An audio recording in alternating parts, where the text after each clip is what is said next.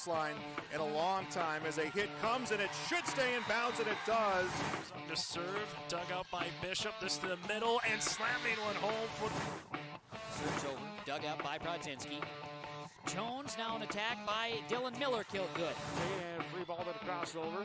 Eilertson will get the pass for Holly, set up left side, Rusted down with the kill. Set it up, Bostena left side, big kill blocked at the net, kept alive by the Greyhounds. So Jones setting across court, here's Sip with a right-handed kill. The attempt is in. And a reserve goes to Kiera Johnson, a libero, but mishandles it, it's an ace. Jensen Richmond to Crockett. Crockett able to get it over. This one comes to the middle again. Culp gets the kill. Halstead Telephone Company and R&J Broadcasting Incorporated is proud to present to you this broadcast on yourliveevent.com. And a pleasant good evening from West Fargo High School. Today it is the Oaks Tornadoes going up against the Fargo Oak Grove Grovers. The football here tonight on your live event. For the Fargo Oak Grove Grovers, 0-2 on the opposite side here for the Oaks Tornadoes. The Oaks Tornadoes at 2-0 on the year. Game is brought to you in part by a lot of our fine sponsors here this evening. Some of those include the Sunderland Group, Donabauer Family Dentistry, Bergstrom Laser Eye Clinic, Cowboy Jacks, and JDP Electric. We'll get into this matchup a little bit more on our pregame show between the Oaks Tornadoes and the Oak Grove Grovers. But first up, let's get to our Coach's Corner after this. We'll hear from Oaks Tornadoes head coach Greg Dobitz alongside with Fargo Oak Grove head coach Melvin Whitney Jr. It's the pregame show here tonight from West Fargo High School on your live event.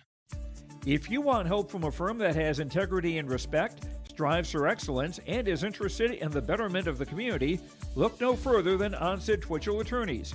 Our team of attorneys has dedicated and talented professionals who are committed to improving the lives of their clients and providing custom legal solutions with integrity and excellence. We have offices in West Fargo, Hillsborough, Maddock, and Castleton. Or visit our website, www.onstedlaw.com.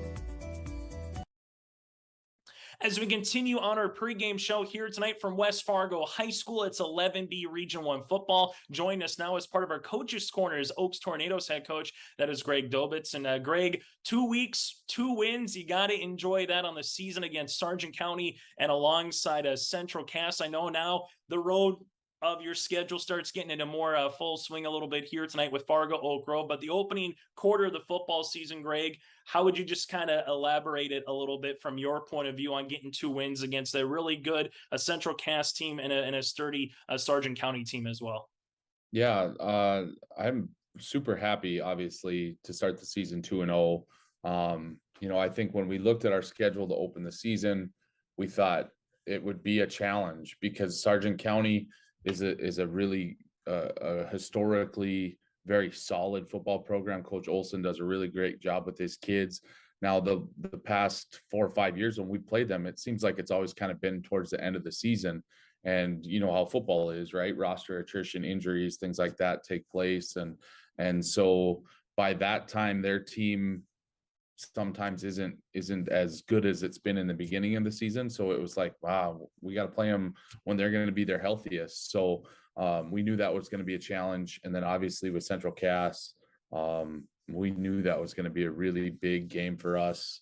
That was kind of the one that we had circled in that, like you talked about, that first quarter of the season. That was the one, hey, this is at home for us. It's going to put them out of their element, their first, game off of turf. And then obviously the elements came into play on Friday night for us, but we came out with a W, and that's all that matters. We learned a lot about ourselves the past 2 weeks. The one thing you mentioned about elements, sometimes it's 90 degrees in August. Other times it feels like it's fall. And that's what it felt like last Friday, a little bit, that cold rain. And maybe that's more of a mental part of the game than anything else. So in that particular 4 quarters, is that what it kind of was from your point of view, Greg, that, hey, we can find a way to play physical. We can find a way to maybe run and throw the football, tackle well, but getting through that mental game is as much as anything else. Did you see that from your team against the Squirrels? Yeah, and that's exactly what it is. It's a lot about it's focusing on execution, right? Yeah, the ball is wet, but the ball's wet for both teams. The turf is slippery, but it's slippery for both teams. So it's really about, okay, how do we manage that? and then mentally get over that hurdle of it's just an element. It's not an extra player on the field. So you get past that element, and both teams really struggled with it to begin the game. Now the second half was much cleaner. I think we had 11 total turnovers in the game. Central Cass had 6. We had 5. And probably 3 of those or 4 of those for total probably happen in any game.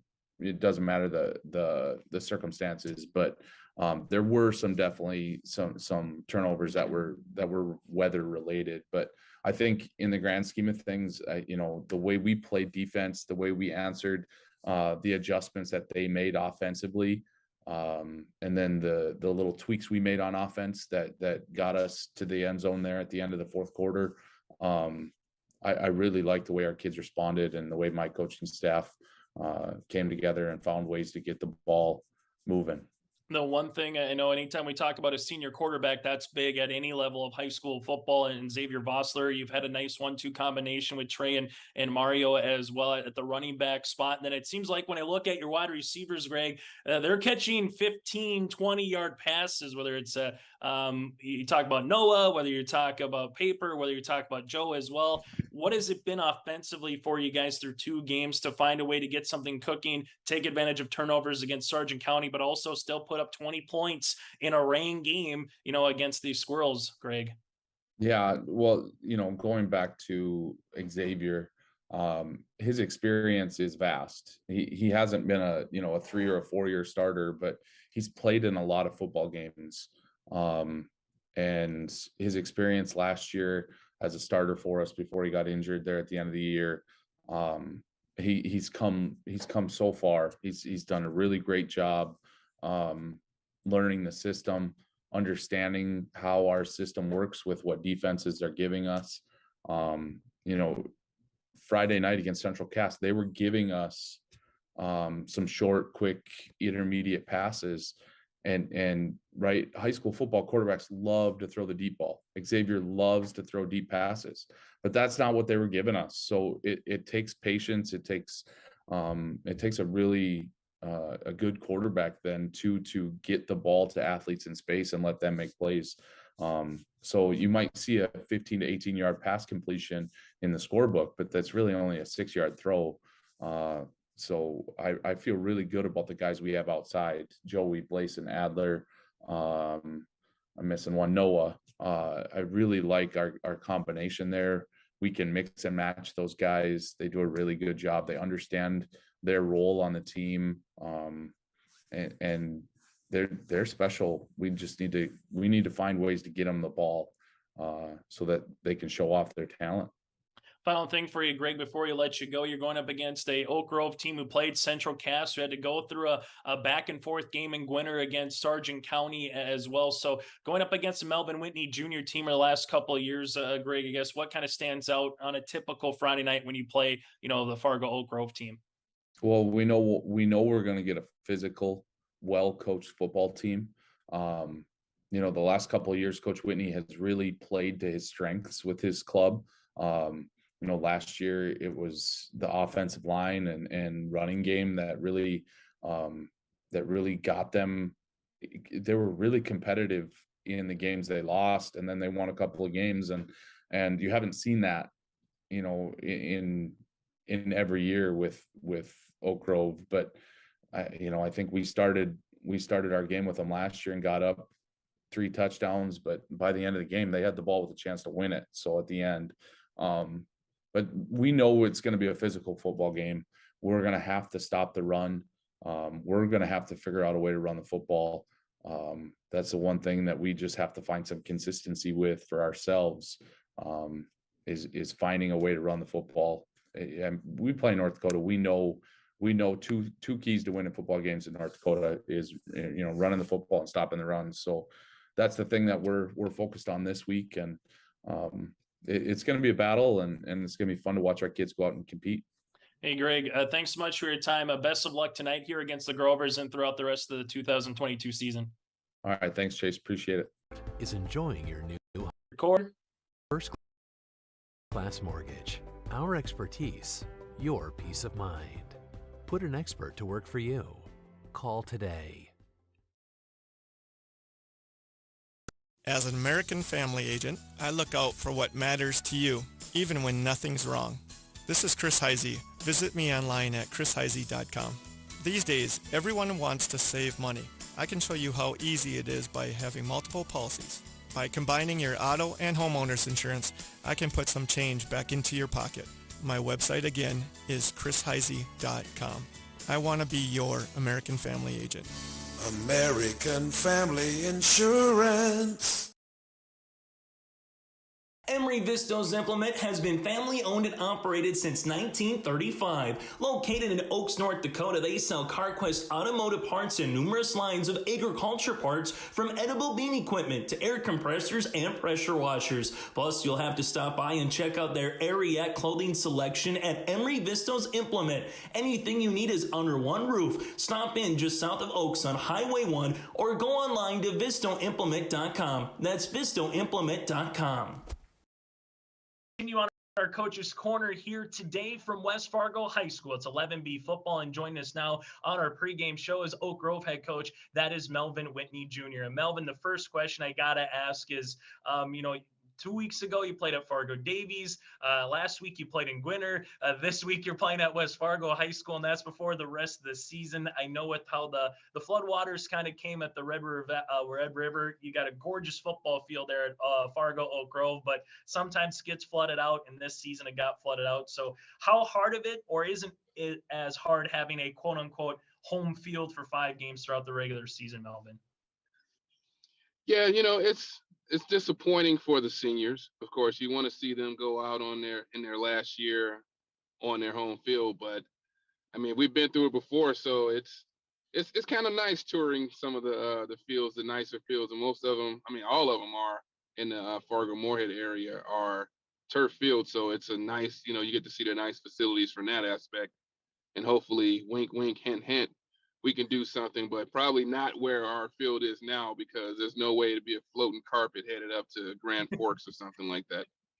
Yeah, you don't want to worry about that if you're putting the investment in, no doubt about it. And the one thing, too, you played 2 games last week. Everybody, it felt like, in the southeast portion of the state had to go up against rain in some capacity for their football game. Your opponent in Oaks had to. You had to in Gwinner last week. A really good back-and-forth game between you and the Bulldogs, Melvin. Obviously, the big story is Riley Backyguard. Just kind of how is he doing? I know he went out late in that second quarter. Just first and foremost, Melvin, how is he doing from his perspective? Yeah, I think we kind of dodged a bullet where it wasn't something that's season ending as far as the injury goes. So he's been reevaluated, and nothing, I don't think there was any blown out knees or ankles and stuff like that. So he's got a little bit of a knee and an ankle that will nurse him through and kind of reevaluate, sometime next week and see where we're at. But again, like I said, we escaped the one where we thought initially that it was probably something that would be season ending, but it looks like it won't be a season ending injury. For him then, with Riley not going to be playing here tonight against the Oaks Tornadoes, who's the next quarterback up? And was there some quarterback competition kind of throughout the week just to kind of find who the next guy is? As anytime it's tough when you take a starter out, whether it's a center, whether it's a safety, whether it's quarterback, whoever it is, there's a new person that goes in there for the game. But now that you had kind of a couple of days to reevaluate some things, Melvin, how do you think you're going forward here against the Oaks Tornadoes tonight? Yeah, we're making that decision right at the game time, basically, because it's one of those things where you had a couple of guys that were the backups, and one is injured, a little bit himself. So we've had a couple of guys battle it out this week, and we think we know where we're going to go, but we'll wait till that clock gets right to the whistle there, and then make the decision at that time. For you, going up against Oaks, I know they had a ton of turnovers against Central Cass combined in that football game last week. How much can you take away, whether it's from your team or the team that you're playing in Oaks, from any game film that went through Mother Nature and went through, rain and everything? As a coaching staff, how much do you take away from it? Or can you get, okay, here's what they're about, here's what they do, so we can get some basics, from their first 2 games this season, Melvin? Yeah, that's tough to really get much from a rain-soaked game like they had there. And you look at some of the turnovers, you got to kind of relate that to the field conditions and the weather and so forth. So Those kind of things we don't really hold too much credence into in regards to the turnovers and stuff like that, because you look at slip balls and falling coming out of hands and stuff like that, and tip balls where it hits the receiver's hands and so forth. So you just try to get an overall understanding of what they may be trying to do as an offense or a defense. So those are the things that we kind of looked at while watching the last game against Central Cass. I know as senior quarterback Xavier Vossler for the Oaks Tornadoes, what does he provide in 2 games that you've kind of seen? I know he might not have been the quarterback the last 3 years as an example, or even, last year, but what does he provide as a football player, Melvin? He's very accurate. He's very accurate and knows where he wants to go with the ball, and he puts the ball in some tight windows. So we really have to be on point with our coverages, which has, been one of our Achilles heels so far this week. So we really have, tried to shore up those confusion pieces and that we've had in the secondary, and hopefully we can play a lot better in that aspect. But yeah, because if we don't, we'll be looking for the ball and it'll be in the receiver's hand and they'll be running up the field. So yeah, he's really accurate, good quarterback. Final thing for you on the opposite side for your defense. I know someone who had a really, really nice game. Seemed like his face mask was always towards the football or making tackles around the turf, meaning he wrapped up people. That's Andrew Green. He just seemed to be, everywhere on the football field and winner making plays. What does he provide to this defense for the Grovers this season? Yeah, as a captain and a senior and a leader, he provides that steadiness. I mean, he has a nose for the ball. When he trusts his keys and makes the decision to go when he sees those different keys, he's going to be right there. And that's one of the things that kind of helps us as a team when we we kind of feed off of him. So we're hoping to get him, zoned in on what he should be looking at, trusting his keys and getting to the ball, and then everybody else is there as well. So when he does that and he gets emotional, that energy just permeates through the rest of the team. Hey, Melvin, thanks so much for your time as always, and best of luck tonight here against the Tornadoes. Awesome. Thank you.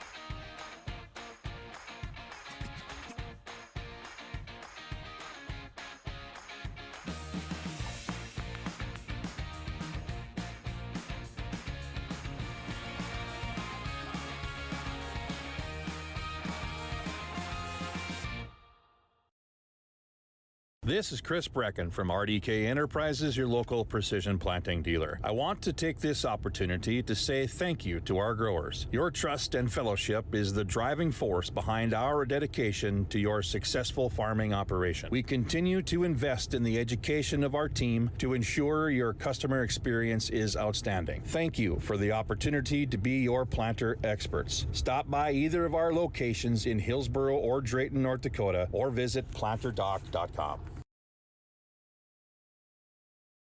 My name is Jared, born and raised in Minnesota, and I'm a project director at Enbridge. Enbridge is more than a pipeline company. It's a company participating in renewable energy projects in Minnesota and abroad, and I'm really proud to be working here. We believe a cleaner energy future is achievable. For over 20 years, we've been early adopters of renewable energy, and we're proudly committed to net zero emissions by 2050. To hear more from Jared, visit enbridge.com/Jared. That's JERRID. As we get ready for this contest here tonight between the Fargo Oak Grove Grovers and the Oaks Tornadoes here on your live event, Chase Miller with a cameraman Reggie Funk here tonight. As in a moment they will get the lights on and the shadows will slowly but surely go away as we get you ready for Labor Day weekend. The Oaks Tornadoes 2-0 so far here on this season with a pair of wins against Sargent County and the Central Cass Squirrels, while on the opposite side the Fargo Oak Grove Grovers at 0-2 in the season with a pair of losses against Central Cass and Sargent County. Oak Grove 0-2 on the year, 0-2 in Region 1 play, while the Oaks Tornadoes lead Region 1 right now, the only team to have played 2 complete games in the region entering week 3, 2-0 in Region 1 and 2-0 in the season here for the Tornadoes after defeating a top 5 then ranked team in Central Cass last week in a very soaked rain game in Oaks. Xavier Vossler will put this one on the tee, and we are kicking off at 6:59 here tonight on a Friday night, and it's going to be picked up, and the Oaks Tornadoes are going to get the onside kick, even though it's just a little kick up the way, and recovering here for the Oaks Tornadoes on the far side, and that looks to be here for the Tornadoes in Rhett Miller, the junior, so an onside kick is going to go to the Oaks Tornadoes with 11:59 left to play here in the first quarter. You couldn't script it up any better if you're Coach Dobitz for Oaks. On the opposite side, if you're Fargo Oak Grove, you've just put your defense in a very precarious situation to open this contest up. So Oaks, clad in their white Thompson black pants, will come out in the pistol formation with Xavier Vossler here, the senior at 175 pounds, and he fumbles the football, and almost popping on that one for a second was Mason Hermstead, and it's going to be a 3-yard loss.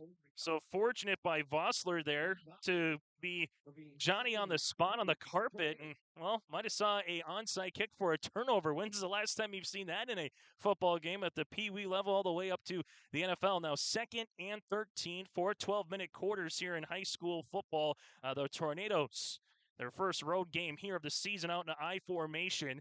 This one is going to be a handoff up the middle to Skoglund, and Skoglund powers his way past the 32, about the 28-yard line. Donabauer in on the tackle. That'll be 5 yards on the rush here for Skoglund.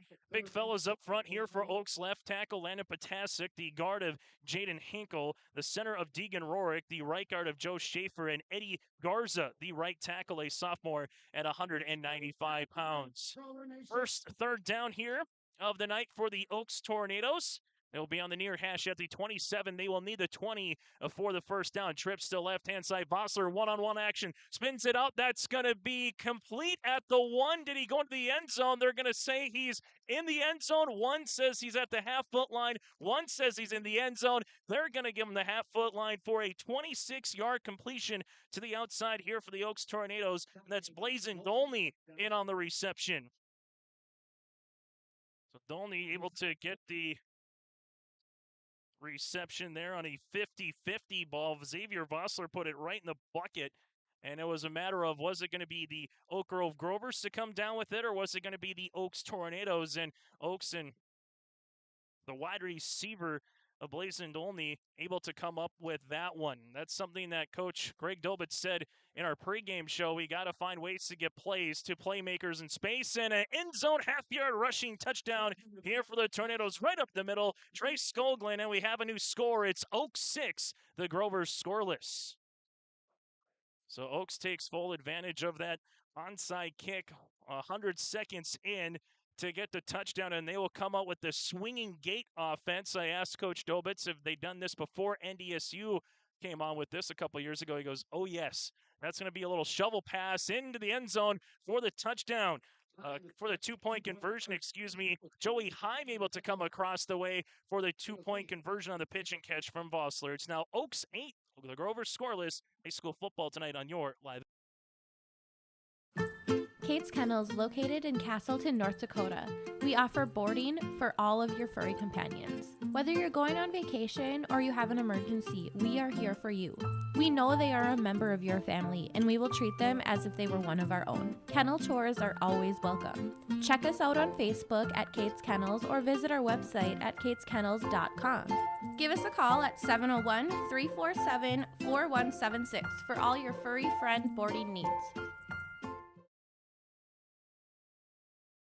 Fact. High schools need every sports official they can find. Want to ensure that kids keep playing? Become an official and a leader. Over 25,000 North Dakota student athletes participate in statewide school-sponsored sports programs. Sports provide students with real-time training for real life. Teamwork and planning under pressure provide our young men and women with skills that will serve them throughout their lives. Without officials, high school sports wouldn't exist. It may be more. Olson's going to get tackled as that's going to be went over his head and went to about the 20-yard line, and they're going to mark him down at the 17 here as the Oaks Tornadoes defense will come on for the first time tonight against the Oak Grove offense. We'll get to our starting lineups brought to you in part by Chris Heisey with American Family Insurance. Make sure you talk with Chris Heisey's team today, and they can help serve and help meet your insurance requests from home, auto, commercial, or farm and ranch. For more information, go online to chrisheisey.com. That again is chrisheisey.com. So the Oak Grove Grovers will start with it at their own 17-yard line with a 10:14 left to play here in quarter number one. Handoff going right up the middle past the 20 to about the 21-yard line. In on the rush here for the Grovers, as that is going to be Tyler for a healthy yard of 5 yards.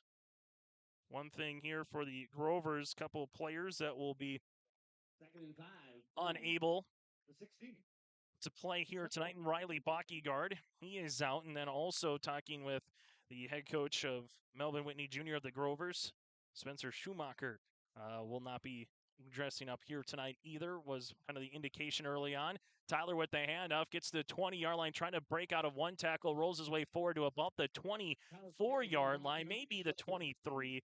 Give him 2 yards on the rush, 2 carries for 7 yards. The guys up front here for the Grovers, Jose Alcivar, Mason Hermstead, Dallas Sunderland, Brady Baker, and Andrew Green.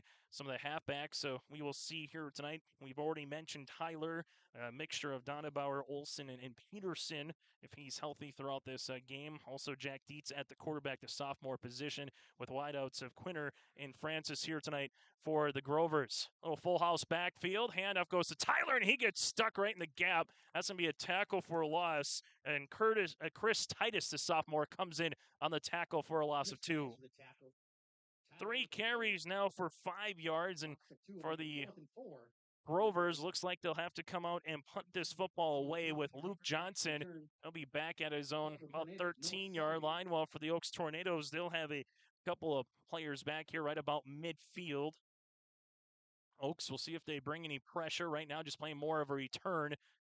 This one does get blocked, though, by the Tornadoes, and rumbling his way to about the 8-yard line here for Oaks is Landon Potasic, the senior lineman, able to get the block punt. And for the Oaks Tornadoes, they will have it at the Grover 30, and now the Grover 8-yard line for their opening 2 possessions of the contest. 8:22 left to play in the first quarter. The Oaks Tornadoes have a great opportunity here to come out and put the pedal to the metal and try to get up 2 scores early here on the Grovers, who again got nicked up in Gwinner last Friday in that rain-soaked game against Sargent County. A little inside fullback dive here for the Tornadoes. Gets to about the 4. Slithering his way is Trace Skoglund, the junior running back, for 4 yards. So far, 3 carries for 10 yards and a touchdown for Skoglund. Him and Mario Garza have split time this year in the backfield for the Tornadoes. Oaks will come out I formation, 1 wide receiver split out to the left, twins to the right with Joey Heim in the slot position. This one going to be a quick screen to the back, and that's going to be incomplete. The intended wide receiver was Brogan Roney, the tight end, and that'll make it 3rd and goal. Vossler now 1 of 2 for 26 yards. Tornadoes so far this season averaging 33 points per game. Defensively, they're giving up 11. On the opposite side for the Oak Grove Grovers, averaging 13.5 points per game offensively. Defensively, giving up 27. I formation again. 1 wide receiver split out either side. Now for the Tornadoes, we've seen that and the pistol. Play action. Vossler rolls, gets it into the flat to the fullback, into the end zone for the second time today. It's Trace Skoglund. Vossler to Skoglund. That's for 4 yards. And the Oaks Tornadoes now lead it 14-0. Nice 1-2 combination there. 2 for 3 now for 30 yards and a touchdown. The pass again goes to Skoglund for his first reception of the night and a TD as well. And the Tornadoes will come out here for another 2-point attempt. Vossler pitches it, and that is going to be an acrobatic catch. And that goes to Skoglund. Oh, what a play on the 2-point conversion on the swing gate yet again for Oaks. It's 16-0 Tornado.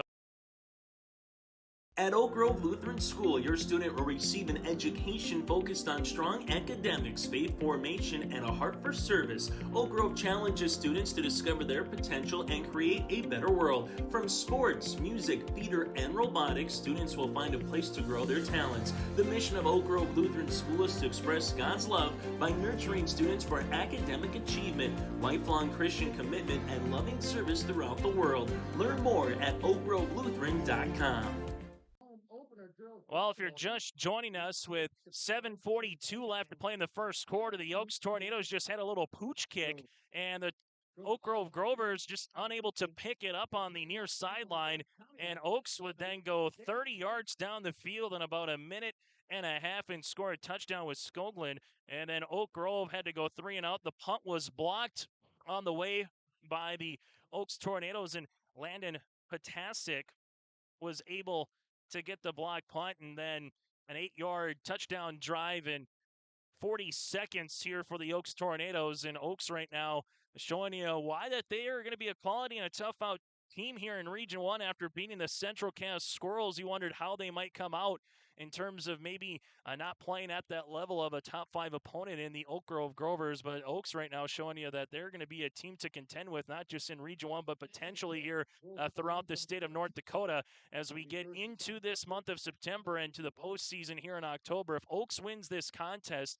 3 Region 1 wins would be granted to them already here this season. Other Region 1 games tonight, Northern Cass at Central Cass and Castleton, Lisbon against Ellendale Edgeley Cullum, Kindred at Lytton HMB, and then a non-region game, Sargent County gets to go to the Geographical Center of North America going up against the Panthers of Rugby tonight. So the Grovers will start with it at their own 20-yard line here for their second possession of the quarter. Pass, Dietz going to go down the field, incomplete. Noah Sumby was able to bat that football away to Peterson, trying to get it to about 20 yards down the far sideline. Goes incomplete here by the sophomore Jack Dietz. So Dietz now will be 0 for 2 passing. So allow us to get to the starting lineups here quickly. Brought to you in part by American Family Insurance with Chris Heisey Agency. Starting lineups for the Oaks Tornadoes defensive line, Brogan Roney, Landon Potasic, Jaden Hinkle, and Mario Garza. I see some linebackers today of Carter Potasic or Chris Titus getting some back and forth time. Trey Skoglund and Max Wallach. The defensive backs, Brayson Dolney, Noah Sumby, and Hyman. We'll also see a little bit here, Adler Paper here at the linebacker spot. Little trap play. This one's going to be a nice game. Best offensive play of the night for the Grovers. That goes nearly for a first down, as that one was coming across. We're getting some new faces here. Griffin Olson, a sophomore running back, with a 9-yard gain. Nice hole up the middle there by the Grover offensive line. As we mentioned earlier, Sunderland, Hermstead, and Baker, some of the guys trying to pull the way up front, and they will give them the first down.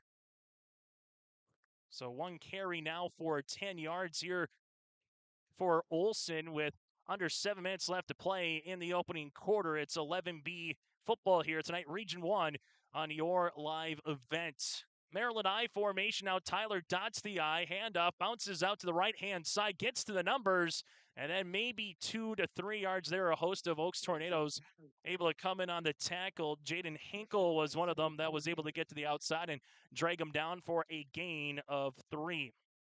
4 carries now for 8 yards. Olson 1 carry for 10. And for the Oak Grove Grovers, for head coach Melvin Whitney Jr., this is a drive where sure you want to find a way to get in the end zone, but at the end of the day too, want to make sure you find yourself and at least get a first down or two and maybe take a collective calming breath and not give the Oaks Tornadoes starting field position at the own 30 and 8-yard line. Again, Oaks 2 possessions, both starting in Grover territory. This will be a broken up play. There's the ball loose on the ground, and well, there is a fumble, and it's recovered by the Oaks Tornadoes.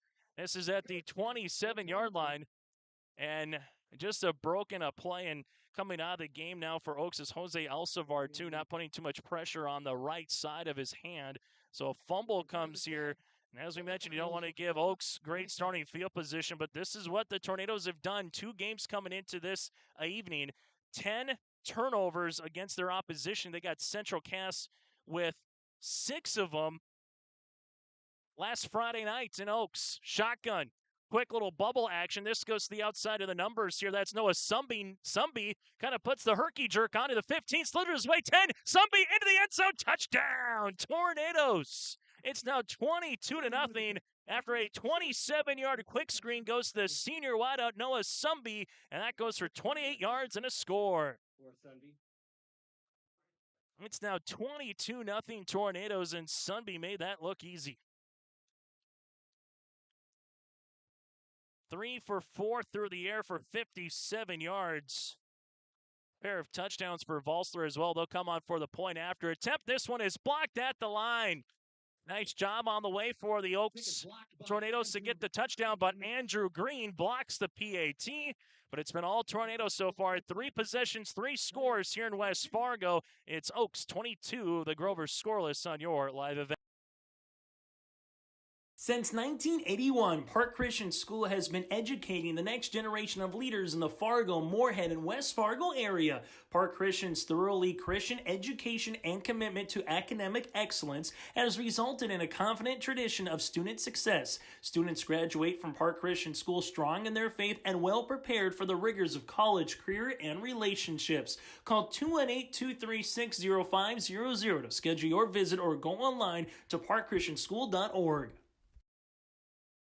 Chase Miller with you here alongside Reggie Funk from West Fargo High School. Thank you very much for tuning into High School Athletics, and make sure you patronize all those sponsors, whether it's from Oaks, Emery Vistos Implement right there, or those as well in the Fargo area, Sunderland Group, down at Bauer Family Dentistry, Bergstrom Laser Eye Clinic, JDP Electric, or Cowboy Jackson, a host of others. Thank them for allowing us to be here tonight, and a number of other sponsors throughout the evening. Vossler puts this one on the tee, end over end kick that goes to about the 10-yard line. It's going to roll into the end zone.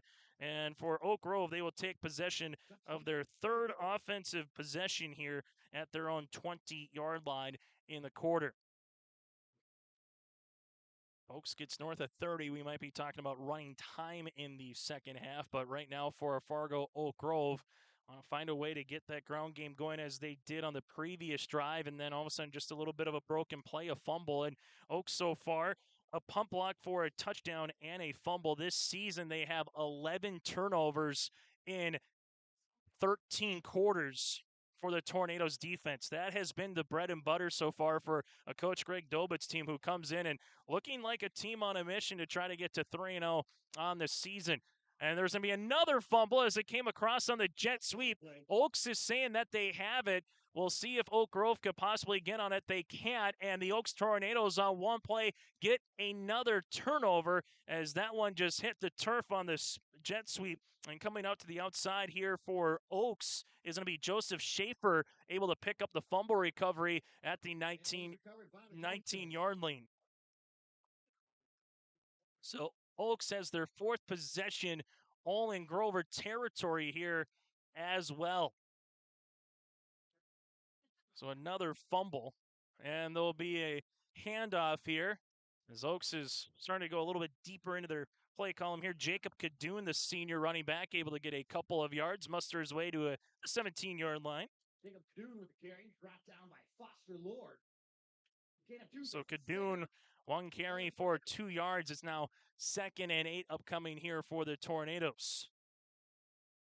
For Fargo Oak Grove, just having to find a way to stop the bleeding early in quarter number 1. Who's going to be that person? Maybe make a sack, tackle for a loss, try to get an interception. We'll find out. Vossler slings one into the end zone off a helmet, incomplete, as they were going outside for Joey Heim. In on the coverage looked to be Griffin Olson, and it is Olson in on the coverage, and it hit off the top of his helmet. And that's an incomplete pass, but Xavier Valsler, one-on-one, made a nice completion earlier to Dolney down the near sideline, trying to do the same typical kind of play to the outside there to the intended receiver, but just really good blanket coverage by the Oak Grove secondary. So 3rd and 8, ball at the 16 with 5:05 left to play in the opening quarter. Shotgun formation. Vossler going to tuck and run potentially. Still looks to look down the field, and he's just going to throw this one away. Smart play there, and the clock will stop with 5 minutes left to play in quarter number 1. Throws it away. 4th and 8. So it'll be 4th down upcoming here for the Tornadoes. Ball will be spotted at the Oak Grove 16-yard line. And here's what we're talking about. Find a way to stop the bleeding if you're a Oak Grove fan and trying to get off the field here on 4th down on the opposite side of your Oaks. You don't need the end zone, just need to get to that 8-yard line for the first down and try to get 4 for 4 on scoring touchdowns here in quarter number 1. Halfback Skoglund to the right of Volsler in the shotgun. Xavier rolls, pitches it, and there's an interception. Andrew Green to the 25-30 and taking a Volsler Tornado with them to the 34. Andrew Green, one of the players we brought up in our pregame show with head coach Melvin Whitney Jr., the type of player, he goes, if Andrew Green can find a way to the football, his nose always seems to get there, and if he can make the play, we feed off of Andrew Green, and that's exactly what happened there. Volsler trying to make a play, Andrew Green just waiting in coverage, and Andrew Green even laid a hit a little bit to Xavier after he got to run with the football after the interception. So that means the Grovers will start with it, with the ball at the 33-yard line with 4:52 left to play here in the first quarter, and there's going to be a fumble picked up by the Tornadoes at 35, and the Tornadoes get the football right back. Blazin Dolney able to pick that one up and get a couple of yards on the play, and there's another fumble, 1 play, 1 turnover here for Oak Grove. Oak Grove, a punt blocked, a fumble. On the opposite side, it's been 3 touchdowns and a pick for the Oaks Tornadoes. This is possession number 9 of the first quarter, and we haven't even played 8 minutes yet. Oaks will handle it now at the 34-yard line with 4:46 left to play here in the first quarter. Handoff. This one is going to go to Trey Skoglund. Skoglund bouncing his way past the 30, and then a tackle comes to about the 28-yard line. We'll have our first hanky of the night. This one is back at the 35 to the 36-yard line. Holding on Oaks. This will be the first penalty against the Tornadoes here this evening. Fargo Oak Grove was up 13-0 against the Sargent County Bulldogs last week. And then Sargent County scored a touchdown late in the second quarter just before the half. And the big play that happened too was Riley Bockyguard came out of the game as well, their senior quarterback in that second quarter. And then Oak Grove's offense just couldn't really find a rhythm after he left. And Sargent County did enough offensively to win that game in Gwinner last week. Little bubble screen to Heim to the outside of the numbers, 40-35. And Joey putting on the afterburners, gets punched out at about the 30. So that's going to be to 15 yards on the little bubble screen. And this is the one thing, yards after the catch. So far, 4 completions to 4 different receivers, but completions of 27, 26, 15, and 4. And 2 of them have been because of this particular reason. Yards after the catch, Heim with a stiff arm, breaks a tackle, near sideline, is in for a touchdown. A 30-yard quick screen hits pay dirt, and the Oaks Tornadoes now lead it 28-0. So Heim right now, 2 receptions for 45 yards and a score, a 4-yard touchdown to Skoglund, and a 27-yard touchdown to Sumby. Right now, the Oaks Tornadoes pouring it on here in quarter number 1. 92 yards passing for Vossler here tonight, and here's the extra point attempt by the aforementioned Xavier Vossler, and it's good as well. Oaks 29, Oak Grove scoreless. It's 11B football tonight here on your live event. Let's get real. You're ready for a place that's big enough to grow and small enough to care. So get ready for the University of Minnesota Crookston. With more than 30 majors, minors, and certificates, you'll earn a University of Minnesota degree in a close-knit community where faculty become friends and friends feel like family. And to get a degree that can make a difference, you don't need a big city, just big dreams. The University of Minnesota Crookston. Real, hands-on, ready. We come back here, and if you're Fargo Oak Grove, there's been one good possession to get a first down and get some yards, but then it's been 3 straight fumbles here for the Grovers. In comparison for the Oaks Tornadoes, 3 straight touchdowns, an interception, and then a pick as well. And for Oaks, they have started every possession in Oak Grove territory. As the sun is fading, as we can see across the way to the grandstands. Starting to get a little bit more shadow coming into play here at Essentia Health Packer Stadium in West Fargo. End over end kick by Xavier. This is going to go back to the 5, and this one will go into the end zone for another touchback here.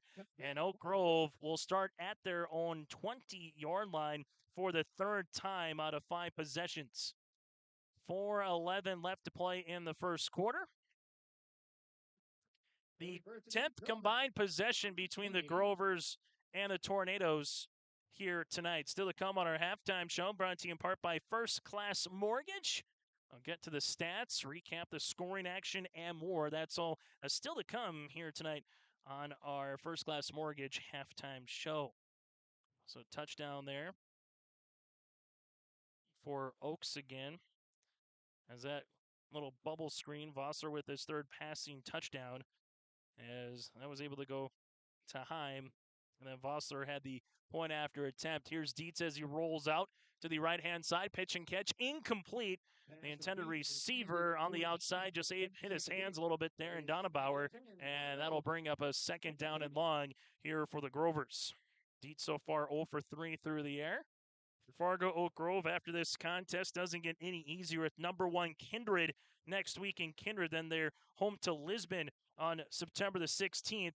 While for the Oaks Tornadoes, they will play their own non-region game of the season up in Park River against the Aggies, then return home to Oaks against Linton HMB on September the 16th for the Tornadoes.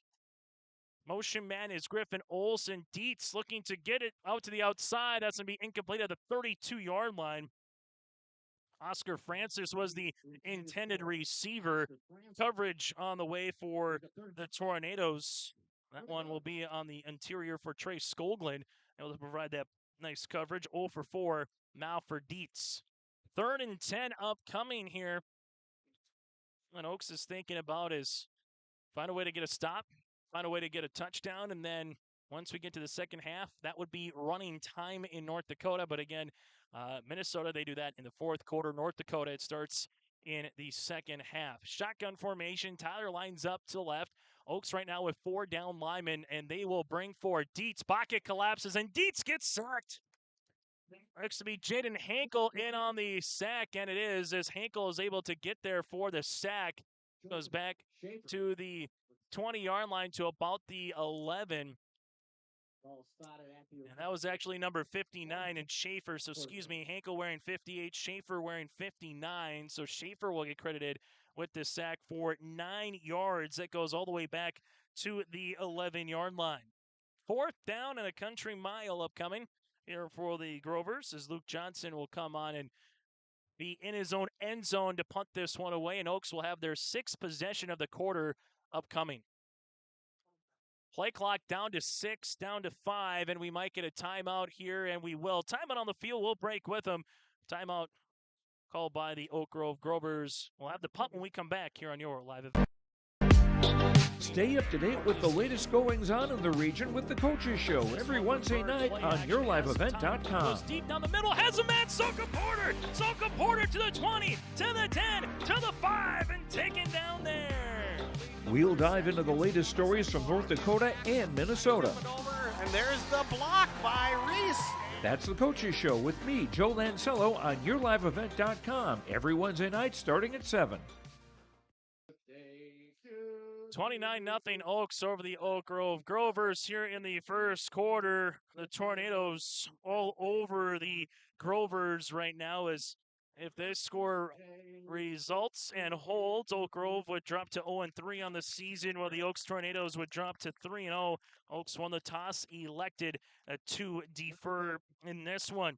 Other games tonight across your live event: Harvey Wells County at Thompson. You also have Carrington and Hillsborough against Hillsborough Central Valley, Northern Cass at Central Cass, and Lake Park Audubon at Ada Borup West. That is going on tonight as well.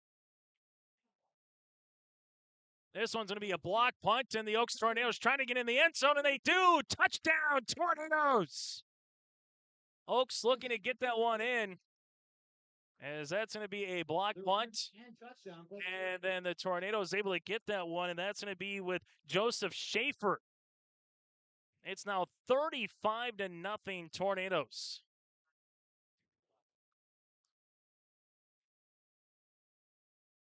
And here comes the point after attempt as well. And if you're Coach Dobitz, this has been a clinic so far tonight here in all three phases of the contest here for the Tornadoes.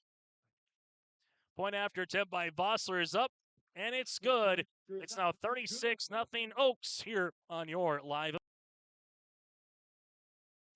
If you want help from a firm that has integrity and respect, strives for excellence, and is interested in the betterment of the community, look no further than Onset Twitchell Attorneys. Our team of attorneys has dedicated and talented professionals who are committed to improving the lives of their clients and providing custom legal solutions with integrity and excellence. We have offices in West Fargo, Hillsborough, Maddock, and Castleton. Or visit our website, www.onstedlaw.com. Buying a new home, but worried about the interest rate and terms from your bank?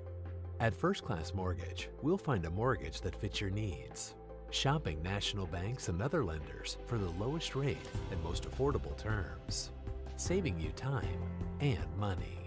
So all you need to worry about is enjoying your new home. First Class Mortgage. Our expertise, your peace of mind. Put an expert to work for you. Call today. As we get to the first quarter, with 2:53 left to play here in this particular quarter, Oak Grove will get the ball and return at the 10-yard line to the 15, trying to get to the 20, now reversing course, and Oak Grove is going to get about a 6-yard return, and that is it by Donabauer.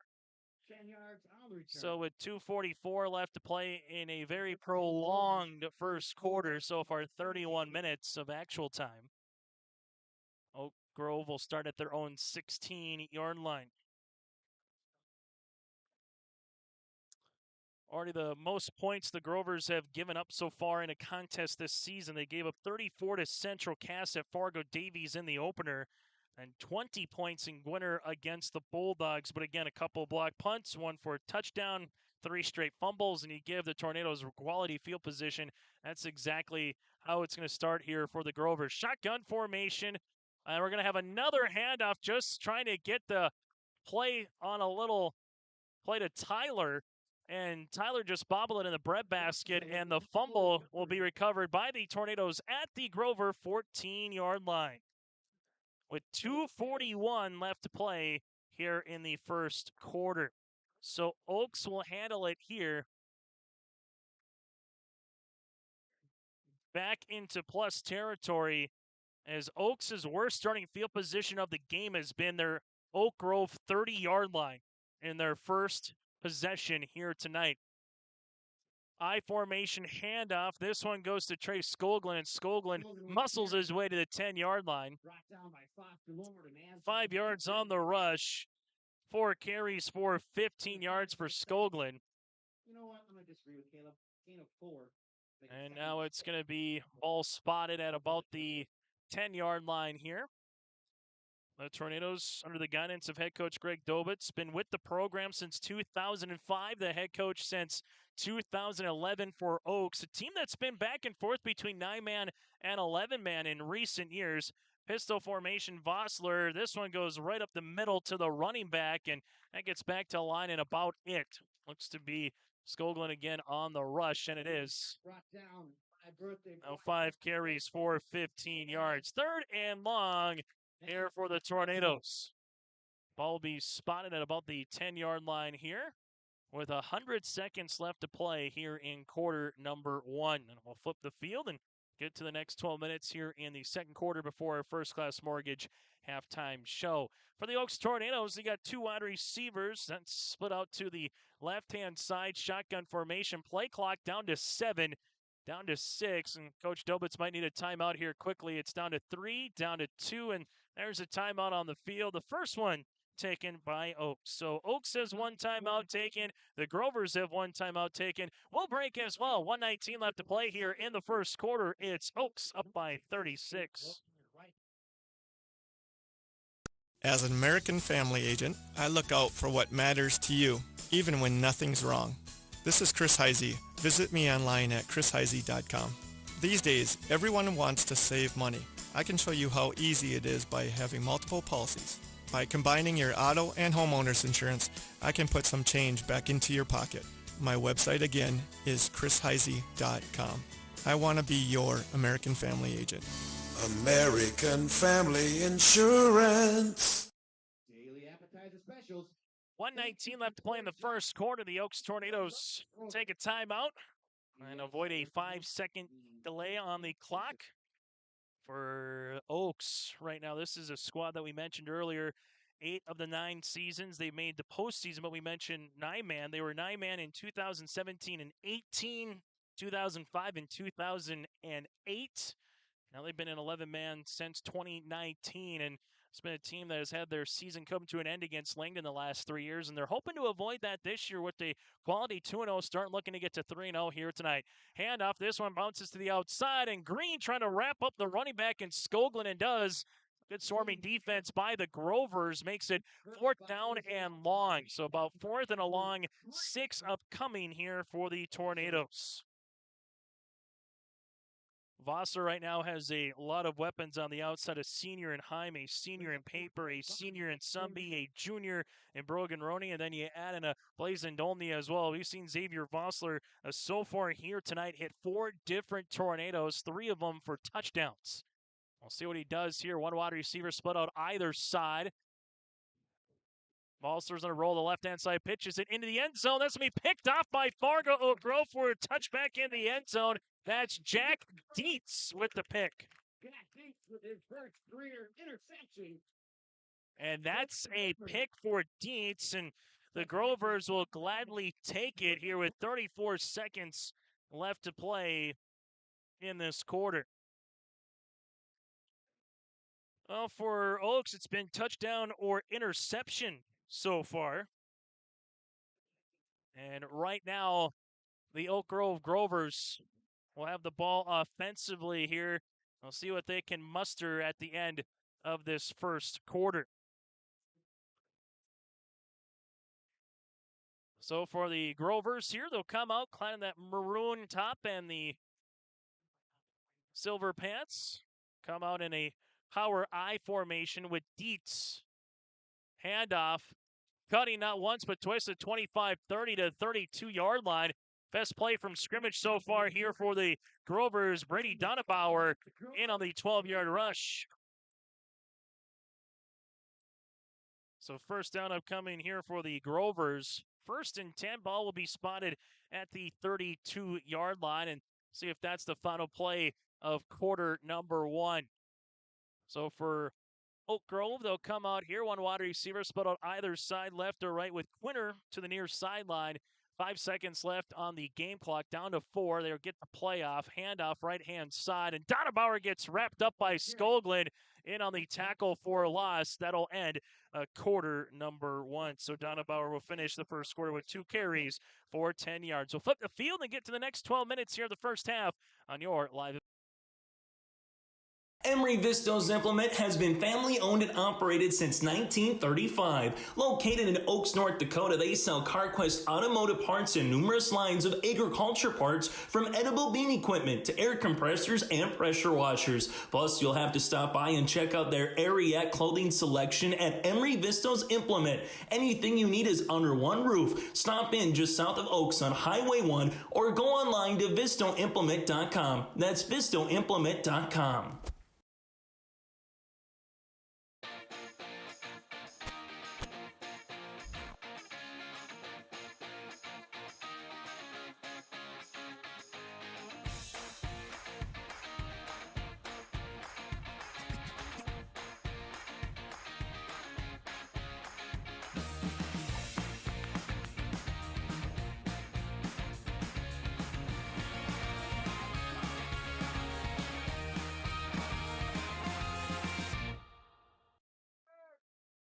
Well, for the Oak Grove Grovers to start the first quarter, a punt that was blocked. They had a fumble, a block punt for a touchdown, and also a fumble. So the Grovers right now with a first down and a tackle for loss, or the Skoglund 2-yard tackle for loss, and they'll come out here I formation with Dietz under center. Dietz handoff. This one to go to Donna Bauer to the outside. A nice wrap-up tackle on the interior here for the Oaks Tornadoes. That'll be right to about the line, and Jacob Kadoon actually will get a tackle for a loss of 2 yards. Makes it third down and long here for Fargo Oak Grove. The Grovers will need the Tornadoes' 42-yard line for the first down. Oaks right now, big up front as well. Landon Potasic, a senior at 200. You got Jaden Hankel, a senior at 260. Juniors on the outside, and Mario Garza and Brogan Roney. They've done a nice job up front for that four-man front here for the Tornadoes. Handoff, little trap play on the interior, and carrying Tornadoes with them past the 35 to about the 36 was Donna Bauer. They'll mark it at the 27-yard line. That'll be close to a 8-yard rush there by Donabauer. 4 carries now for 16 yards. And for Melvin Whitney Jr., we'll see if he elects to punt or if he elects to try to go for this one. Looks like they're going to keep the offense on the field here. They bring some new personnel in with 20 seconds left on the play clock and 10:45 left to go here in this second quarter. As we get that updated for you here on our scoreboard. One wide receiver either side with Dietz in the pistol. Play clock down to 7. Dietz, little quick curl, and that's going to be caught to the outside right at the line to gain. It looks to be enough to Jesse Peterson for the first. I'll go to the 42-yard line, make it the 43, 6 yards on the pitch and catch. Peterson was the big playmaker in Fargo Oak Grove's loss in Gwinner at a 16-yard little shovel pass touchdown reception from Bachigard. Then he had a 5-yard touchdown rush in the second quarter. So Peterson is a guy where if he can get the ball in space, he could make a man miss or two. He had a very workmanlike game in Gwinner last week. Shotgun formation, twins to the left. Dietz will roll to the left-hand side here, getting chased. Lofts one up. There's going to be a turnover. That's going to be picked off at the 28-yard line as there is 3 white jerseys and 1 maroon jersey. There is a flag, however, back at the 38-yard line, and we'll see who it's going to be on. It looks to be holding on Fargo Oak Grove, and if that's the case, it'll be an interception, and it'll be declined. So that'll be a pick. And for the Oaks Tornadoes, for the first time tonight, they will start a drive in their own territory.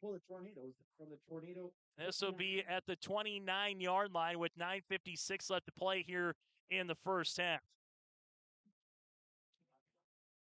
And for Coach Greg Dobitz right now, the key is to continue to have the quality workmanlike second quarter as they did in the first, but at this point, you start thinking a little bit of, all right, what do we want to show? What do we want to do? But third game of the season, just keep pounding, just keep getting a little bit better. Inside handoff goes to Skoglund, and Fargo Oak Grove is able to wrap them up there. That'll be back to the original line at the 29, and that's about it. So 7 carries now for 15 yards.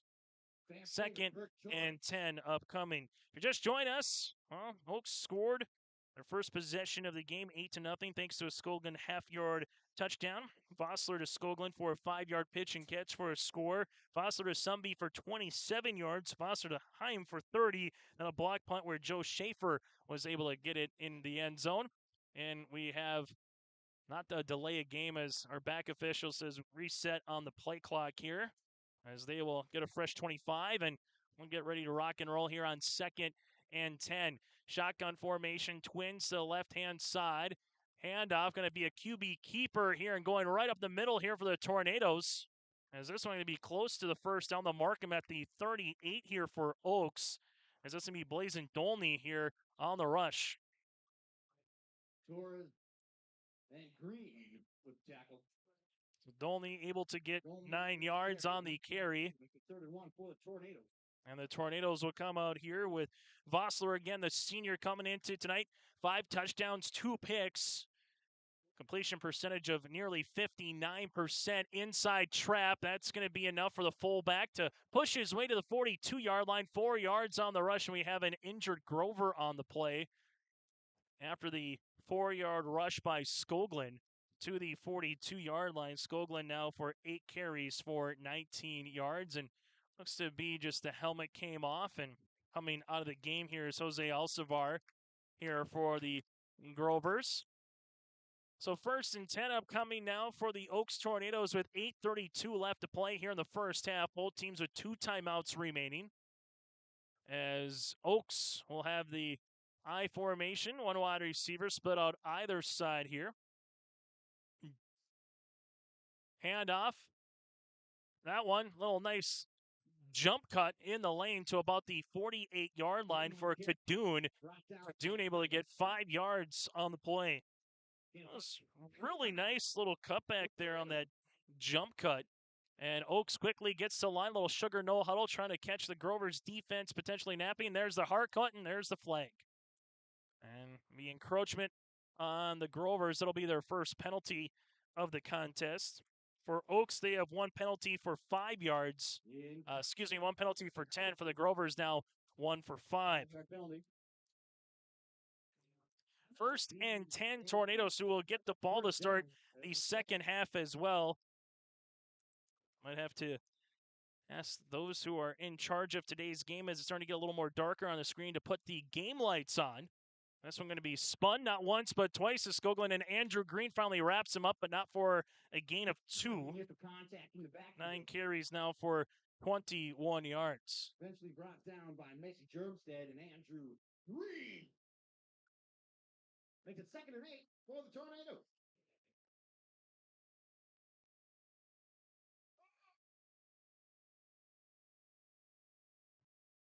So 2nd down and 8 here for Oaks. Ball spotted at the Grover 46-yard line. It'll be a pistol formation again for Vossler. 15 seconds on the play clock with 7:15 left to play in the first half. A little zone read, and this one goes right up the middle and spinning his way past the 35 to the 32-yard line. That one's going to be by Skoglund, and a nice run there for 14 yards. Skoglund been the lead carrier so far, 10 carries now for 35 yards, an average of 3.5 yards per pop. That's easy math to do. And Oaks quickly gets back to line again. Hard count by Vossler. Everybody stays home. There's the pass down the middle, looking for the tight end, Brogan Roney, up the seam, incomplete. Very tough pass to defend, especially in the game of football where you fake the read option, then you just kind of let go and release the tight end very late, or you come on a post pattern potentially with a wide receiver faking a block, then hits the Jets. And Oaks drew it up perfectly, just couldn't quite get it to the junior tight end there, Brogan Roney, for an incomplete pass. 6:54 left to play here in the second quarter. The Tornadoes and the Oak Grove Grovers so far scoreless here in quarter number 2. Shotgun formation, handoff. This one will go to Skoglund to about the 30, and that's it. Skoglund on the carry. Donna Bauer was able to get in there. Also with him is Bert Torres for about a yard of a carry. And now it's going to be 3rd down and 9. Craig Dobitson, one thing in North Dakota football, particularly once you get to the postseason, is as much as we got guys on the outside who can make plays and do the right things, we have to find a way to consistently move the ball on the ground and stop the run. Those are 2 things that Greg said throughout this regular season that definitely going to emphasize, but also when they can get the ball out to their playmakers in space just like this. Here's a pass down the field. It's going to be caught. Zone, Noah Sumby for the touchdown of 31 yards. Sumby playing a little 50-50 ball. The defender was looking more at Sumby. Sumby was looking at the ball, able to give a little nudge, create some separation, and he gets into the end zone for the 2nd time tonight. 2 receptions for 58 yards and 2 scores for Sumby. Vossler comes on for the point after attempt here. And the PAT is a line drive. That is good. New score with 6:10 left to play in the first half. It's Oaks 43, the Grovers scoreless. This is Chris Brecken from RDK Enterprises, your local precision planting dealer. I want to take this opportunity to say thank you to our growers. Your trust and fellowship is the driving force behind our dedication to your successful farming operation. We continue to invest in the education of our team to ensure your customer experience is outstanding. Thank you for the opportunity to be your planter experts. Stop by either of our locations in Hillsboro or Drayton, North Dakota, or visit planterdoc.com. My name is Jared, born and raised in Minnesota, and I'm a project director at Enbridge. Enbridge is more than a pipeline company. It's a company participating in renewable energy projects in Minnesota and abroad, and I'm really proud to be working here. We believe a cleaner energy future is achievable. For over 20 years, we've been early adopters of renewable energy, and we're proudly committed to net zero emissions by 2050. To hear more from Jared, visit enbridge.com/Jared. That's JERRID. As we get ready here with 6:10 left to play in the first half after the 31-yard touchdown completion for Oaks that spans 60, make that 71 yards, and he masses nearly 4 minutes of game time. The send over end kick going to take the bounce there. Grover's going to pick it up at the 12-yard line, and Donabauer is going to spin. Looks for a block, gets one to the 15, now to the numbers 20, now to the 30, 35, and he gets wrapped out of bounds close to the 40-yard line. So for the Grovers, this will be their best starting field position, but we do have a flag that came out late at the 39-yard line. Late flag on the play. We'll see if this might be a face mask potentially, or maybe some extracurriculars after the play. Right now it is a return of 37 yards, and we'll have a block in the black on Fargo Oak Grove. So this will be from the spot of the foul, and they'll make that at the 40-yard line and go there, the second penalty of the contest. And this will go to the 30-yard line now, so 2 penalties for 15 yards. Oak Grove will have their 8th drive of the contest. This will be at their own 30-yard line with 5:52 left to play here in the first half. Oak Grove will come out here. Shotgun formation, little jet sweep action. This one goes to Griffin Olson, the sophomore, who tries to cut it back in, gets to about the 31. A 1-2 combination in on the tackle. Getting him first for Oaks was Eddie Garza, the sophomore, at 195 for a gain of maybe about a half yard, and now they're going to actually put it back to the 30-yard line. So Olson goes back to the 30. The Grovers right now, 4 carries, 8 yards. 4 carries for 16 yards for Donabauer, 4 carries, 8 yards for Tyler, the 2 leading rushers. And then Olson, 2 carries for 10 yards. I formation again. Dietz goes under center. Donabauer makes a cut to the outside and getting tackled from behind. Coming in on the wrap-up is Max Wallach, the junior linebacker, in on a textbook tackle. Just give him a bear hug from the back and brought him down to the ground like a 2-point takedown in wrestling. Oaks on pretty good wrestling school as well. Oaks, depending on where they are in the particular part of North Dakota, sometimes in Region 1, sometimes in Region 3 on their respective sports. 3rd down and long for the Grovers. They will need the 40-yard line here for the first.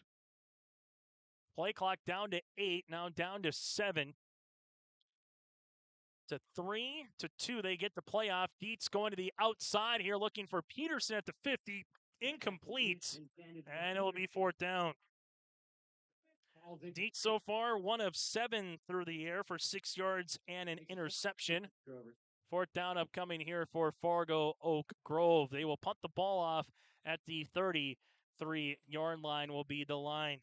And if you're Melvin Whitney Jr., with a couple of block punts, you're really torn. Do you punt the ball away, or do you try to go for it here on a 4th down after a couple of block punts, one that went in for a touchdown against you? I think what Fargo Oak Grove is going to do is just kind of think about it here for a moment. Let the play clock keep running down. Game clock will stay at 4:20, and the Grovers will take a timeout, and we will break with them. Second timeout here by the Grovers tonight. 4:20 left to play here in the first half. It's Oaks up by 43. Kate's Kennels, located in Castleton, North Dakota. We offer boarding for all of your furry companions. Whether you're going on vacation or you have an emergency, we are here for you. We know they are a member of your family, and we will treat them as if they were one of our own. Kennel tours are always welcome. Check us out on Facebook at Kate's Kennels or visit our website at kateskennels.com. Give us a call at 701-347-4176 for all your furry friend boarding needs. The Oaks Tornadoes right now, it's been all the team in white tonight against the team in maroon in terms of their ability just to hit the ground running and really not look back. The Region 1 standings entering play tonight, Oaks 2-0, then Kindred and Northern Cass at 1-0 respectively. 4 teams at 1-1, including Sargent County, Central Cass, Linton HMB, and Lisbon, and then EEK and Fargo Oak Grove tied for 8th at 0-2. The top 4 teams advance to the postseason, with the number 1 team from the region being ranked, and then the number 2 team would host a playoff game. Shotgun rolling out right-hand side. It's Dietz, pops the pass. It's going to be picked up by the Tornadoes. Joey Heim to the 30. Heim to go. To the 10, to the 5. End zone. Is he in? Time with the interception. He's down at the 1. Just inside the 1 yard line. It's going to be a 39-yard INT. They'll mark him down at the 1 yard line on the return. And Heim looked awfully close to tiptoeing the sideline for the score. Instead, Oaks will have their 8th possession of the game.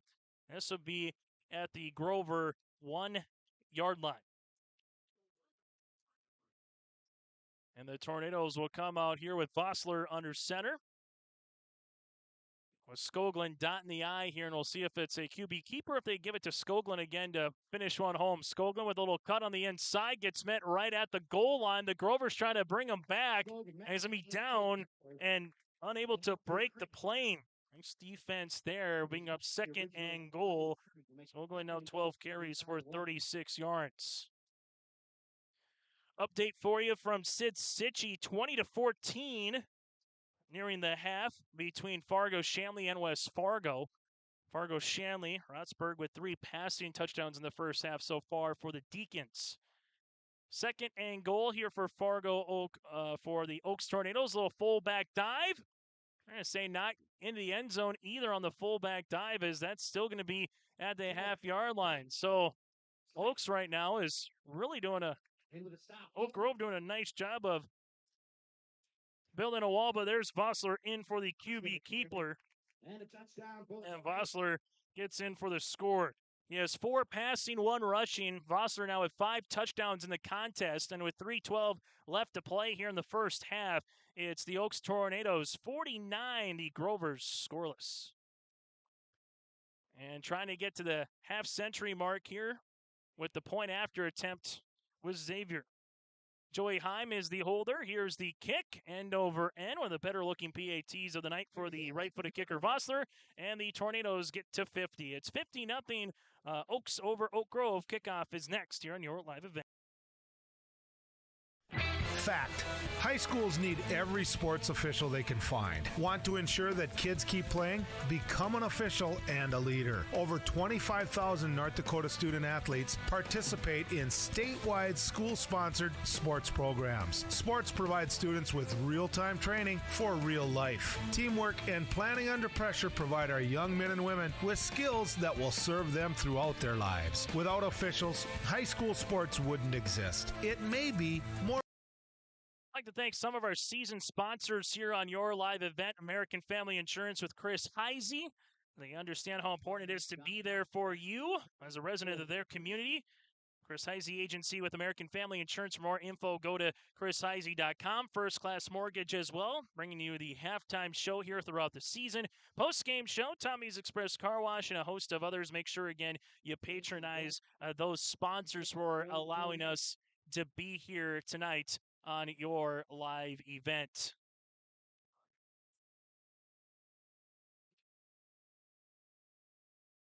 Squib kick that's going to roll to about the 19-yard line and going to be picked up there, and dropping to the 20 is the Grovers, and that's where Fargo Oak Grove will take advantage, and that's pretty much where they've been for most of the night to open up a drive is their 20-yard line. 3:07 left to play before the first half comes to a close. So 1st and 10, Fargo Oak Grove just trying to find a little something to muster up offensively for the Grovers. Again, after tonight, you got number 1 Kindred. And the Oaks Tornadoes, with this kind of performance and particularly defeating Central Cass, showing you a reason why they were receiving votes in the latest 11A double A poll. In that particular poll, Kindred number 1, Central Cass and Oaks receiving votes all out of this 11B Region 1 region. There's going to be a handoff on the interior to Griffin Olson to about the 23-yard line for the rush for 3 yards. 3 carries now for 13 yards here for Olson. Oak Grove up front offensively, a couple juniors, 3 seniors.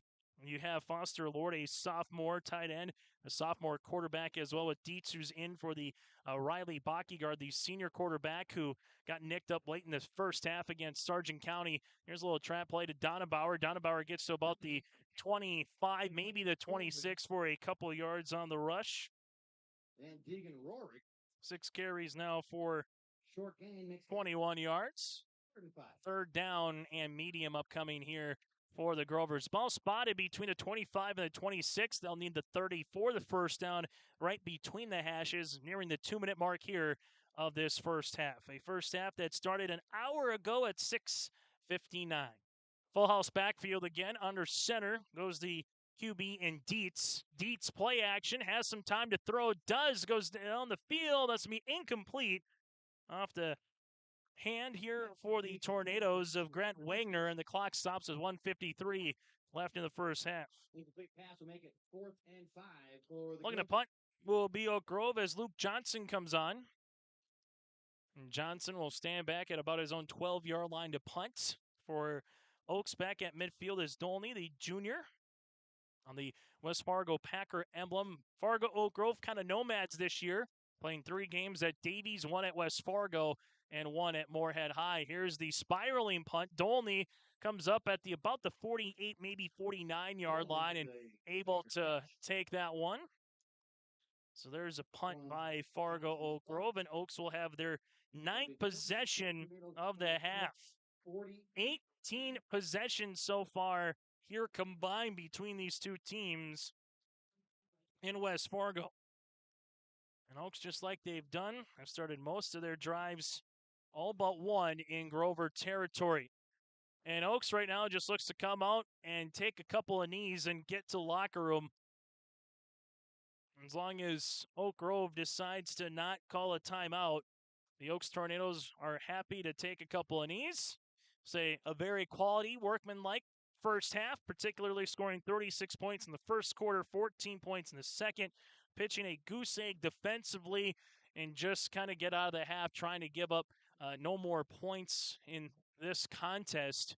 Here as the sun is setting to the west, it's starting to get a little bit darker out, but realistically a gorgeous night here for football. It's mid-70s, not too much clouds in the sky. The wind has been slim to none here throughout the late afternoon into the evening.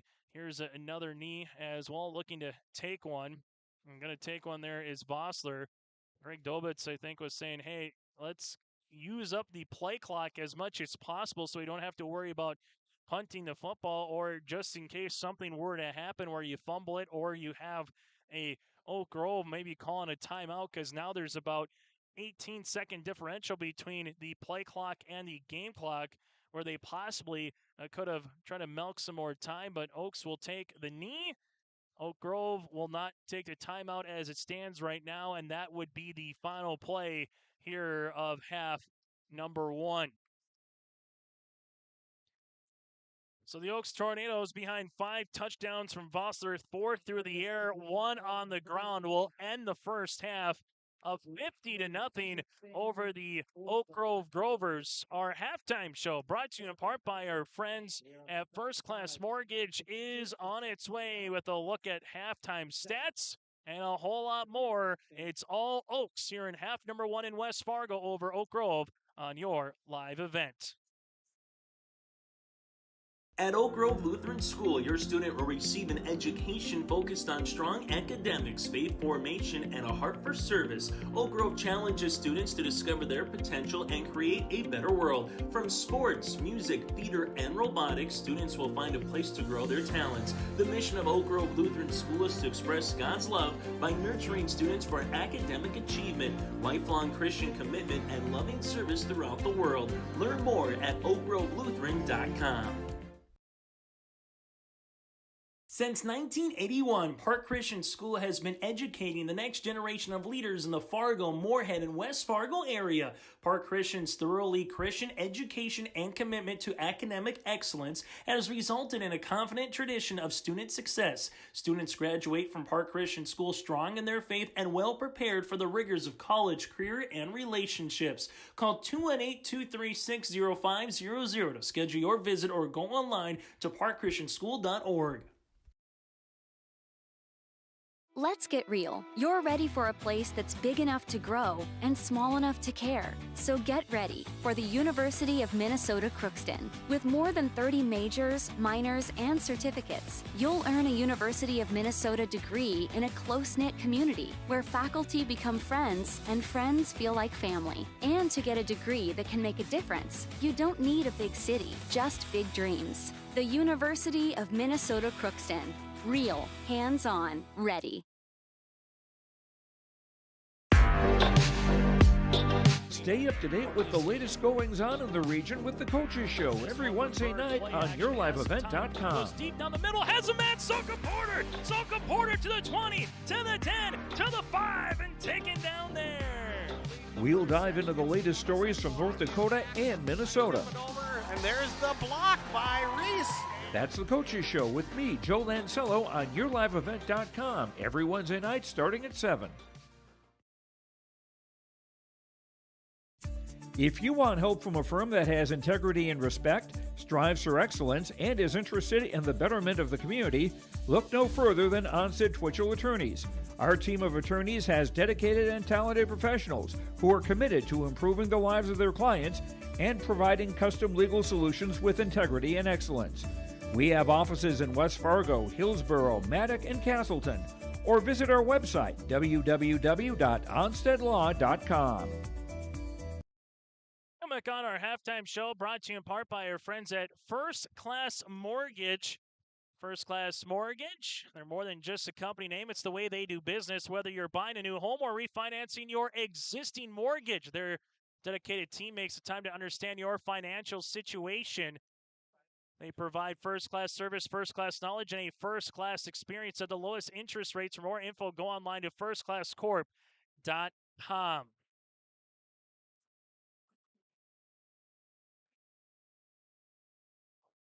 First Class Mortgage halftime show. Chase Miller with you alongside Reggie Funk. Let's take a look at the scoring before we get to the first half numbers.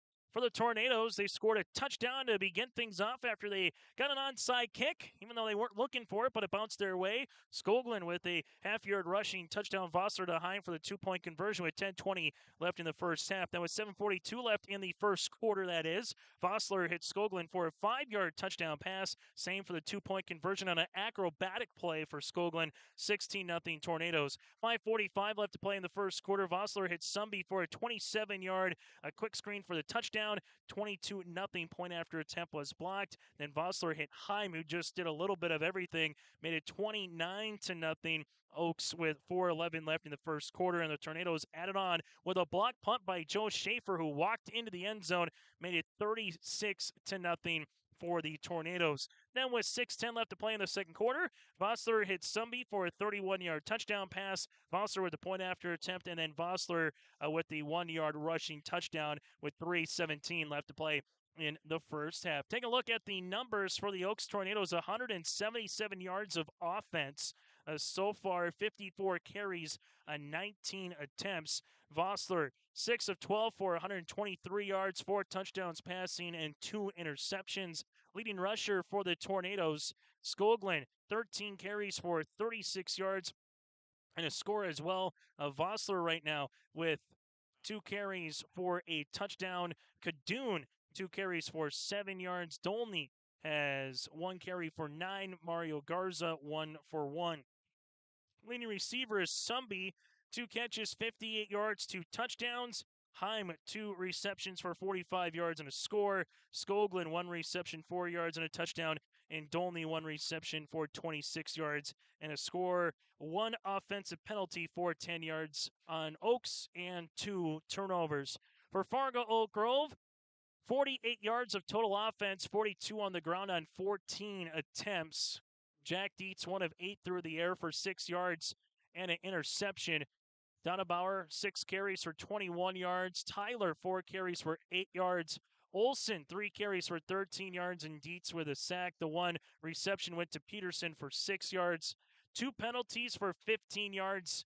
And for Fargo Oak Grove, they have a fumble, interception, and pick. So, 1 of 9 for 2 interceptions for Dietz. 6 turnovers in the game for the Grovers. Oaks will get the ball to start the second half of play. When we come back after this on our First Class Mortgage halftime show, we will get to the second half and also take a look at your out-of-town scoreboard. That's all still to come here on your live event.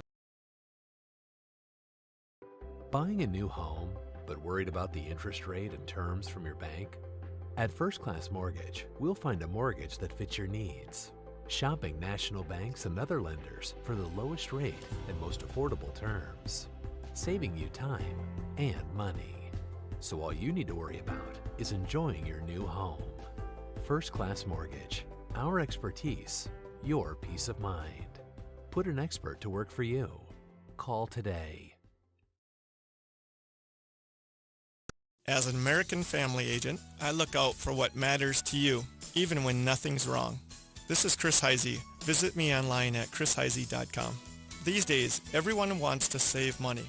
I can show you how easy it is by having multiple policies.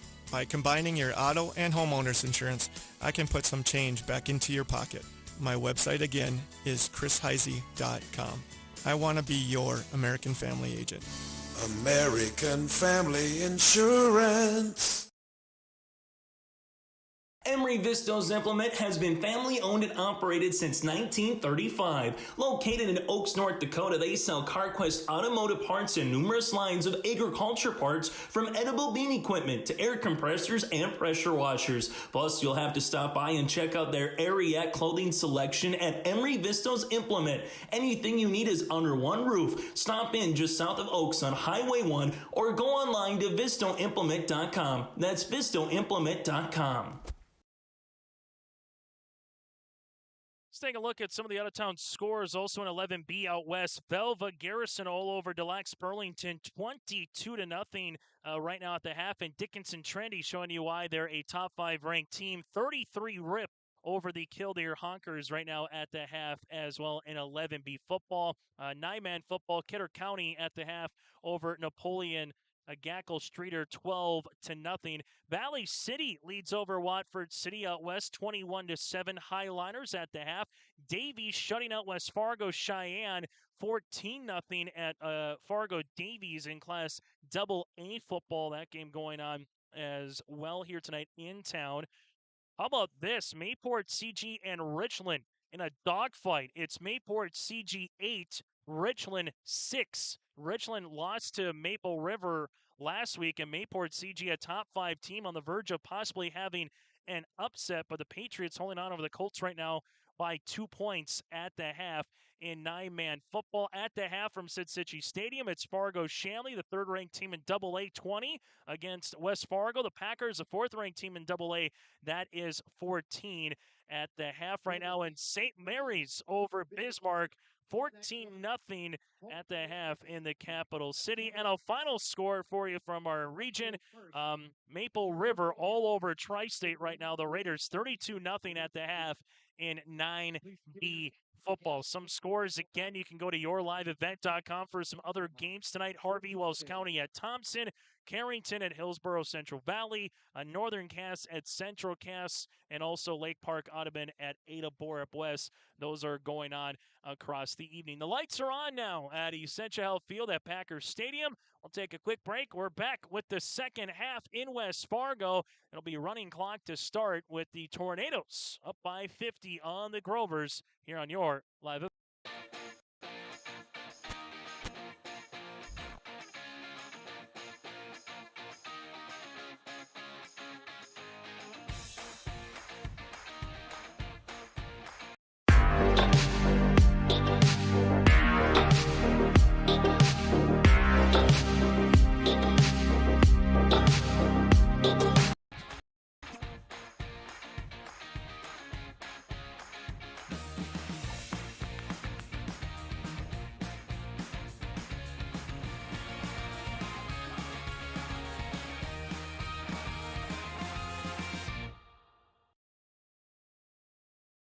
This is Chris Brecken from RDK Enterprises, your local precision planting dealer. I want to take this opportunity to say thank you to our growers. Your trust and fellowship is the driving force behind our dedication to your successful farming operation. We continue to invest in the education of our team to ensure your customer experience is outstanding. Thank you for the opportunity to be your planter experts. Stop by either of our locations in Hillsboro or Drayton, North Dakota, or visit planterdoc.com. My name is Jared, born and raised in Minnesota, and I'm a project director at Enbridge. Enbridge is more than a pipeline company. It's a company participating in renewable energy projects in Minnesota and abroad, and I'm really proud to be working here. We believe a cleaner energy future is achievable. For over 20 years, we've been early adopters of renewable energy, and we're proudly committed to net zero emissions by 2050. To hear more from Jared, visit enbridge.com/Jared. That's Jerrid. Kate's Kennels, located in Castleton, North Dakota. We offer boarding for all of your furry companions. Whether you're going on vacation or you have an emergency, we are here for you. We know they are a member of your family, and we will treat them as if they were one of our own. Kennel tours are always welcome. Check us out on Facebook at Kate's Kennels or visit our website at kateskennels.com. Give us a call at 701-347-4176 for all your furry friend boarding needs. Fact. High schools need every sports official they can find. Want to ensure that kids keep playing? Become an official and a leader. Over 25,000 North Dakota student athletes participate in statewide school-sponsored sports programs. Sports provide students with real-time training for real life. Teamwork and planning under pressure provide our young men and women with skills that will serve them throughout their lives. Without officials, high school sports wouldn't exist. It may be more. That does it for our First Class Mortgage halftime show. Again, for more information, go to firstclasscorp.com. That, again, is firstclasscorp.com. It's all Tornadoes here in this one. Still in the mid-70s. Gorgeous night for football. The lights are on, and the Tornadoes, what this result would improve to 3-0 on the season. Well, for Fargo Oak Grove, they would drop to 0-3. Once we get to our post-game show tonight, we'll give you some more finals. Hillsboro Central Valley all over Carrington at the half, 38-7. Burrows, 14 plays for 250 yards so far. Hillsboro Central Valley, 14 plays for 250 against Carrington in the first half, leading at 38-7 also on your live event. So a lot of 11B football tonight across the region. Also Northern Cass at Central Cass and Castleton. Joel Morgan has the call for you on that one. Carrington, again, at HCV. And then up in region, the Thompson, up in the northeast part of the state, Harvey Wells County at Thompson. Oak Grove will put one on the tee. This one will roll to 35-30, stay inbounds, and the Oaks Tornadoes will dive on it at the 24-yard line by Zane Allwender. It'll be 1st and 10 for the Tornadoes from there.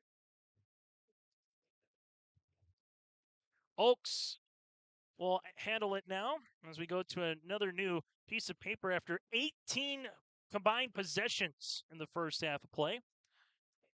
Oaks will handle it at the 24-yard line here.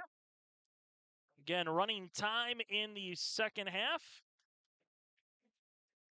for this one, unless the Grovers can get it under 30. But for Oaks, we'll see some new fresh faces playing some different spots here as Carter Potasic will come on. Check that. That's Brayson Sagert, the freshman quarterback, will come on. Inside dive goes to the 25-yard line, and that'll be a couple yards on the rush, as this will be to Christopher Titus, the sophomore.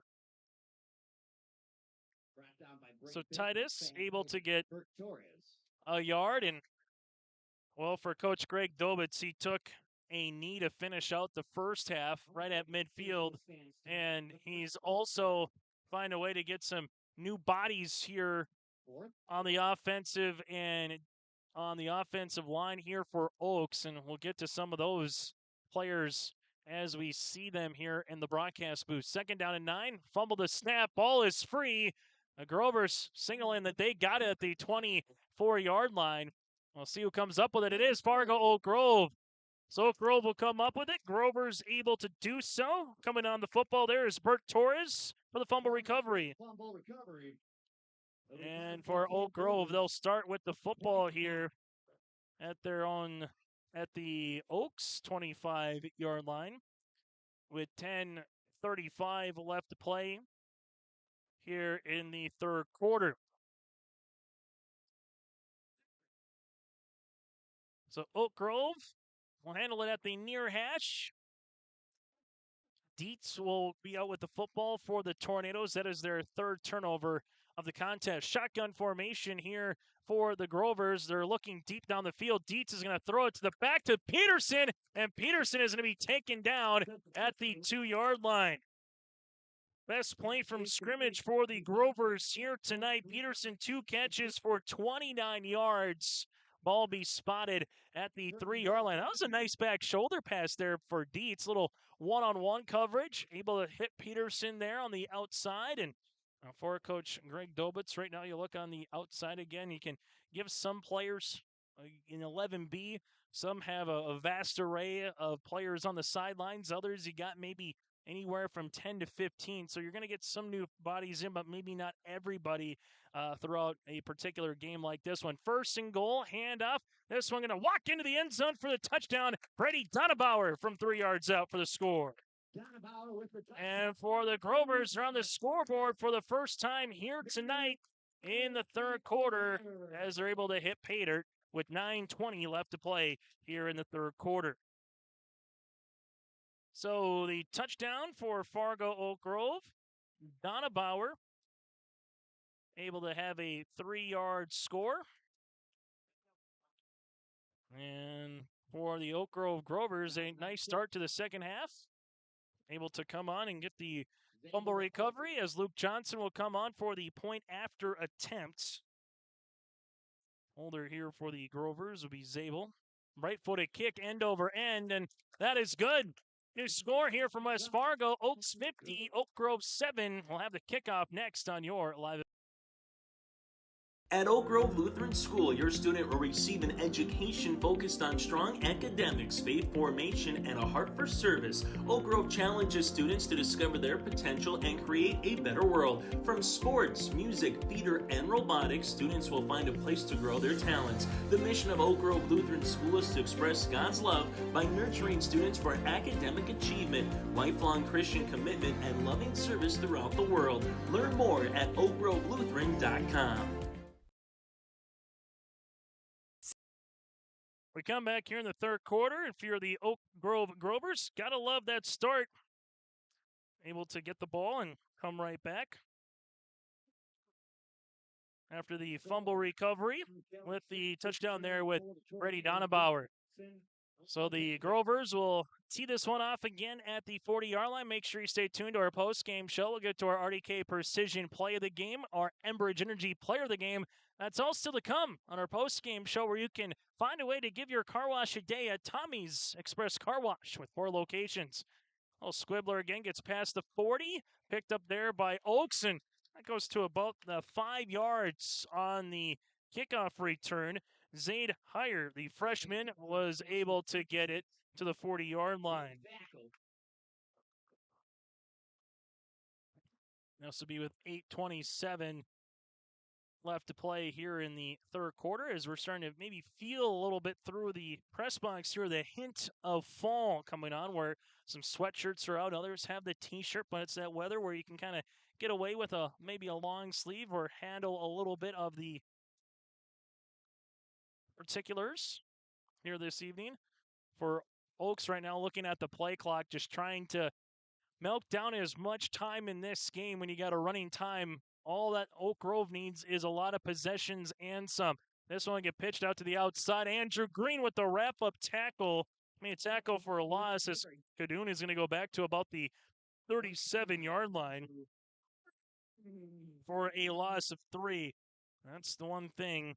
Oak Grove kind of goes as Andrew Green goes in particular parts of a contest. And Green, Melvin Whitney Jr., the head coach for the Grovers last 2 weeks, just kind of said they have a nose for the football, does Andrew Green. Halftime in Castleton, Central Cass 49, Northern Cass 7. So all Jags up by 42 right now. All Squirrels up by 42 over the Jags in Castleton. Also, Lisbon at the half over EEK 30-0. Rollout here for the Tornadoes. They'll pass it down the field, incomplete. Grayson Sager was going to his tight end, and Max Wallach. That'll be incomplete, makes it third down. Sager getting the opportunity to give some options here. And you might say, well, why are you throwing the football when you're up by 43? Well, the clock continues to run, whether it's a completion or not, and a chance for a quarterback here to get some varsity reps, particularly an underclassman and a freshman as well. Probably won't see too many passes here for Oaks when they have the ball offensively, but enough to try to get some experience here because they got to find out who the next quarterback's going to be next season with Vossler going to be graduating. Pistol formation, 3rd and long. They will need the 50-yard line for the Tornadoes for the first down. They're setting up the screen pass here, and it might work out perfectly if they can get a block. Andrew Green with the tackle, and the Tornadoes to Christopher Titus have 4 Grovers, but Andrew Green was able to sniff that one out perfectly. 5 yards on the completion, though. And Titus is going to get in the receiving column here for the reception, and that'll be 4th down upcoming. 4th and long here for Oaks, as they will get some personnel players running out to the football field late. Under 5 minutes and 30 seconds to play here in this third quarter. Oaks will get this ball off, end over end kick. That's going to go all the way back to the 20-yard line. Donabauer picks it up there to the 30, and Donabauer goes to the 33-yard line for a 13-yard return. So Oaks with the fumble and now a punt to start the second half.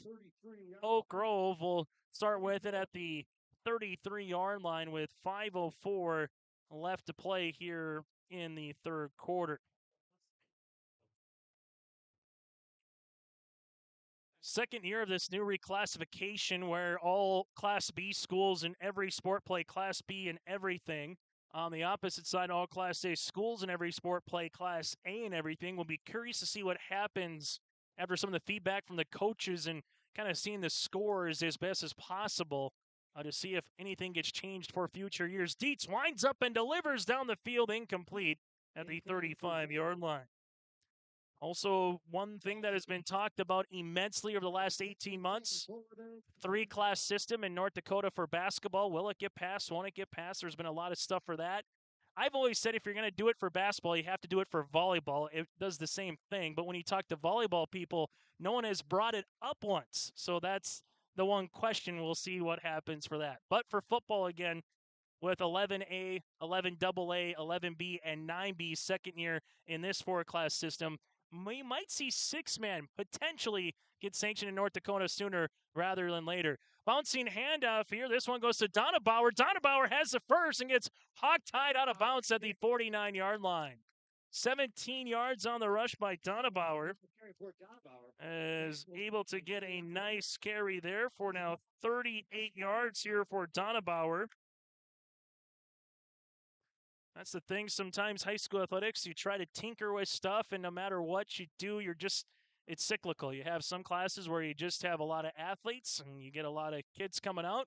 Might have 1 or 2 years where certain classes are more into the arts or in debate or anything of that nature. So when you have the athletes and you have the studs, you try to take advantage of it as much as possible, no matter the sport here and what it is. Oak Grove's going to have to hurry. They get to line with 2 seconds. With 1 second, they get the playoff with a half second to spare. Dietz breaks a tackle. Dietz gets some yards now past the 45, and he gets hit at the 41-yard line. Max Klein able to get the wrap-up tackle, but that's going to be an 8-yard rush there for Dietz. Gain of 7, make it 2nd and 3 for the Grovers. So 2nd and short upcoming here for Fargo Oak Grove. Always fun talking high school sports and the what-ifs of the future, and same for high school football. The one thing with football that's going to be interesting to see is where teams end up this season, because on the new reclassification plans, if you make the playoffs twice over a 4-year period, you can't move down no matter what your numbers might look like. This is a pass on the far side, past the 20 to 15-yard line. Is that Peterson? It is. Peterson to the 13 for a gain of 28, and Dietz finding some rhythm, and it's all been to Peterson right now. Peterson with 57 yards receiving, and that's been all through the air. Dietz now with 3 of 11 for 57 yards, and I think, don't look now, the Grovers get another touchdown, get a point after attempt, and all of a sudden it's 50 to 14. The clock is winding quickly, though, again, as it continues to move here with 90 seconds left to play in the third quarter. Handoff. Donabauer has a lane. Donabauer to the 5. Donabauer into the end zone. Touchdown. But there is a flag on the play. It stands as a 14-yard rushing touchdown, but where the flag is could be a potential block in the back at the 3-yard line. So it looks like it's going to negate the rushing touchdown. Instead, it's going to be a hold on the Grovers. This will be from the spot of the foul. So take the points off the board, and then it's going to be back to about the 15. So it'll be first and about a long 10, maybe 11, right at the 15-yard line here for Fargo Oak Grove. 2 wide receivers to the left-hand side. Under center here is going to be Jack Dietz. Donabauer dots the I. Donabauer gets it again. Donabauer this time to the 5-yard line, and another flag. This one might be for a face mask or a potential roughing in terms of the tackle way up high, or Andrew Green kind of saying, hey, I don't think I held, but how he's kind of looking, it might be another penalty on the Grovers. And it is. Block in the back on Fargo Oak Grove. So Donabauer saying, what do I got to do? I had a 15-yard gain and got another 11-yard gain. Block in the back from the spot of the foul. 4 penalties now for 35 yards here for Fargo Oak Grove. And now there's 45 seconds left in the third quarter. Donabauer dots the I yet again, twins to the right-hand side. Donabauer gets it. They have a seam to the outside, and Donabauer gets wrapped up at the 13-yard line. Looks to be on the tackle by Wallach. Able to get a couple yards there for Donabauer, and this might be the final play of the next one, might be the final play of the third quarter. Contest that kicked off at 6:59 tonight. Just over 90 minutes of actual time so far here in this game. Greg Dobus getting some new faces both in offensively and defensively here. Dietz, Donabauer to the right-hand side and gets to the 10, maybe the 11. They'll give him the 11 for a hard-earned 2 yards to end the third quarter. Donabauer, 9 carries for 42 yards. 12 minutes of high school football left in West Fargo. We go to the final quarter next here on your live event. 81, Park Christian School has been educating the next generation of leaders in the Fargo, Moorhead, and West Fargo area. Park Christian's thoroughly Christian education and commitment to academic excellence has resulted in a confident tradition of student success. Students graduate from Park Christian School strong in their faith and well prepared for the rigors of college, career, and relationships. Call 218-236-0500 to schedule your visit or go online to parkchristianschool.org. Let's get real. You're ready for a place that's big enough to grow and small enough to care. So get ready for the University of Minnesota Crookston. With more than 30 majors, minors, and certificates, you'll earn a University of Minnesota degree in a close-knit community where faculty become friends and friends feel like family. And to get a degree that can make a difference, you don't need a big city, just big dreams. The University of Minnesota Crookston. Real, hands-on, ready. As we get to the fourth quarter here, the final 12 minutes, and we're going to have to re-update our score here just to make sure. Just had a little blip there, so we go to the fourth quarter. Oaks 50, Oak Grove 7. The Grovers will come out here with the final 12 minutes. Shotgun formation. Dietz. This will be a jet sweep to Olsen. Olsen gets the 10. Olsen to the 5. Olsen gets pushed into the end zone. Touchdown, Oak Grove. Olsen, 4 carries now for 25 yards and a touchdown. A jet sweep there for Olsen. It's now 50-13 Tornadoes. Luke Johnson on the kick. Oak Grove, 2 possessions here in the second half, both with touchdowns, and they will come on for the point after attempt as Luke Johnson will come on here. Green to snap, and then also holding will be Zabel here for the Grovers. Clean snap, clean hold, the right-footed kick, end over end, splits the uprights, and we got a new score. It's Oaks 50, Oak Grove 14 on your live event. Stay up to date with the latest goings-on in the region with the Coaches Show every Wednesday night on YourLiveEvent.com. Goes deep down the middle, has a man, Soka Porter! Soka Porter to the 20, to the 10, to the 5, and taken down there. We'll dive into the latest stories from North Dakota and Minnesota. And there's the block by Reese. That's the Coaches Show with me, Joe Lancello, on YourLiveEvent.com every Wednesday night starting at 7. Sure, you patronize all of our sponsors or tell them thank you. Without them, we would not be here. Go to YourLiveEvent.com. That's YourLiveEvent.com for games that are coming up throughout after the Labor Day weekend as we get ready for the real run here. Once Labor Day happens, Minnesota really comes in full force in all sports. North Dakota, it's already week 3 of the season in 9-man, 11B, and 11A. It's the second week of the year in 11 AA, but once we really get past Labor Day weekend, high school sports is full throttle, and then realistically, we're not more than a month and a half when postseason really gets going every particular weekend in golf, soccer, or some kind of a sport. The Dakota Bowl later this season will be on November the 11th. Playoffs in 11B start on October the 22nd for the first round. 16 teams will make it. The top 4 teams from each of the top 4 teams from the 4 regions. This one going to be a squibber to about the 38, but we have an offside penalty on Fargo Oak Grove, so this will come back, or we'll see if Coach Dobitz, but they blew it dead right away. This will be 5 penalties now on the contest, and we will do it all over again.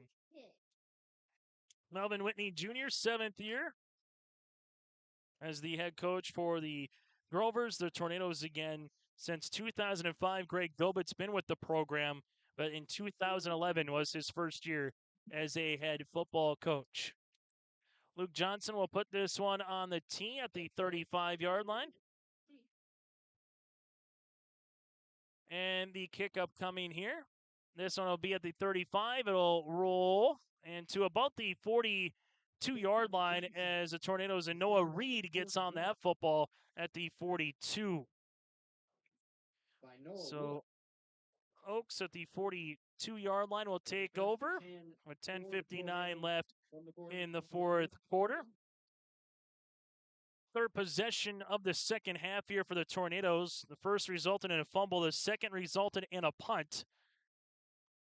Oaks, 36 points in the first quarter, 14 in the second. Grovers were shut out in the second quarter and the first quarter, but able to put up 14 points in the third and flip the script on Oaks, pitching the goose egg in the fourth quarter. Play clock goes down to 8. Oaks with the football here. handoff, bouncing to the outside for the Tornadoes, getting to past the 45 to about the 47. Looks to be Levi Kelly, the sophomore. So Greg Dobitz again getting some new bodies into this contest here from the offensive and defensive side of the football. 5 yards on the carry. And for Oaks so far here today, 7 different players with a rush in some type of capacity, as Oaks will have a wide receiver split out to either side, I formation again. Kelly will be in the backfield to dot the I here. As under center for Oaks is Sagert yet again. A fullback trap play. This one will get close to the 50-yard line to about the 49 for a gain of 3. As the Tornadoes will handle the rush there. As the run coming in by Titus, able to get a good chunk of yards there on second down. Third down and 2 upcoming. Oaks at their own 49-yard line. They will need the Grover 49-yard line for the first.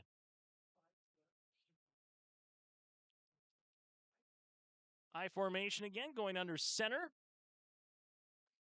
Third down and short. Fumble. This one hits the carpet. Picking it up right away is going to be Sager, and Sager moves the pile for the first down all the way to the 46-yard line. 5 yards on the rush.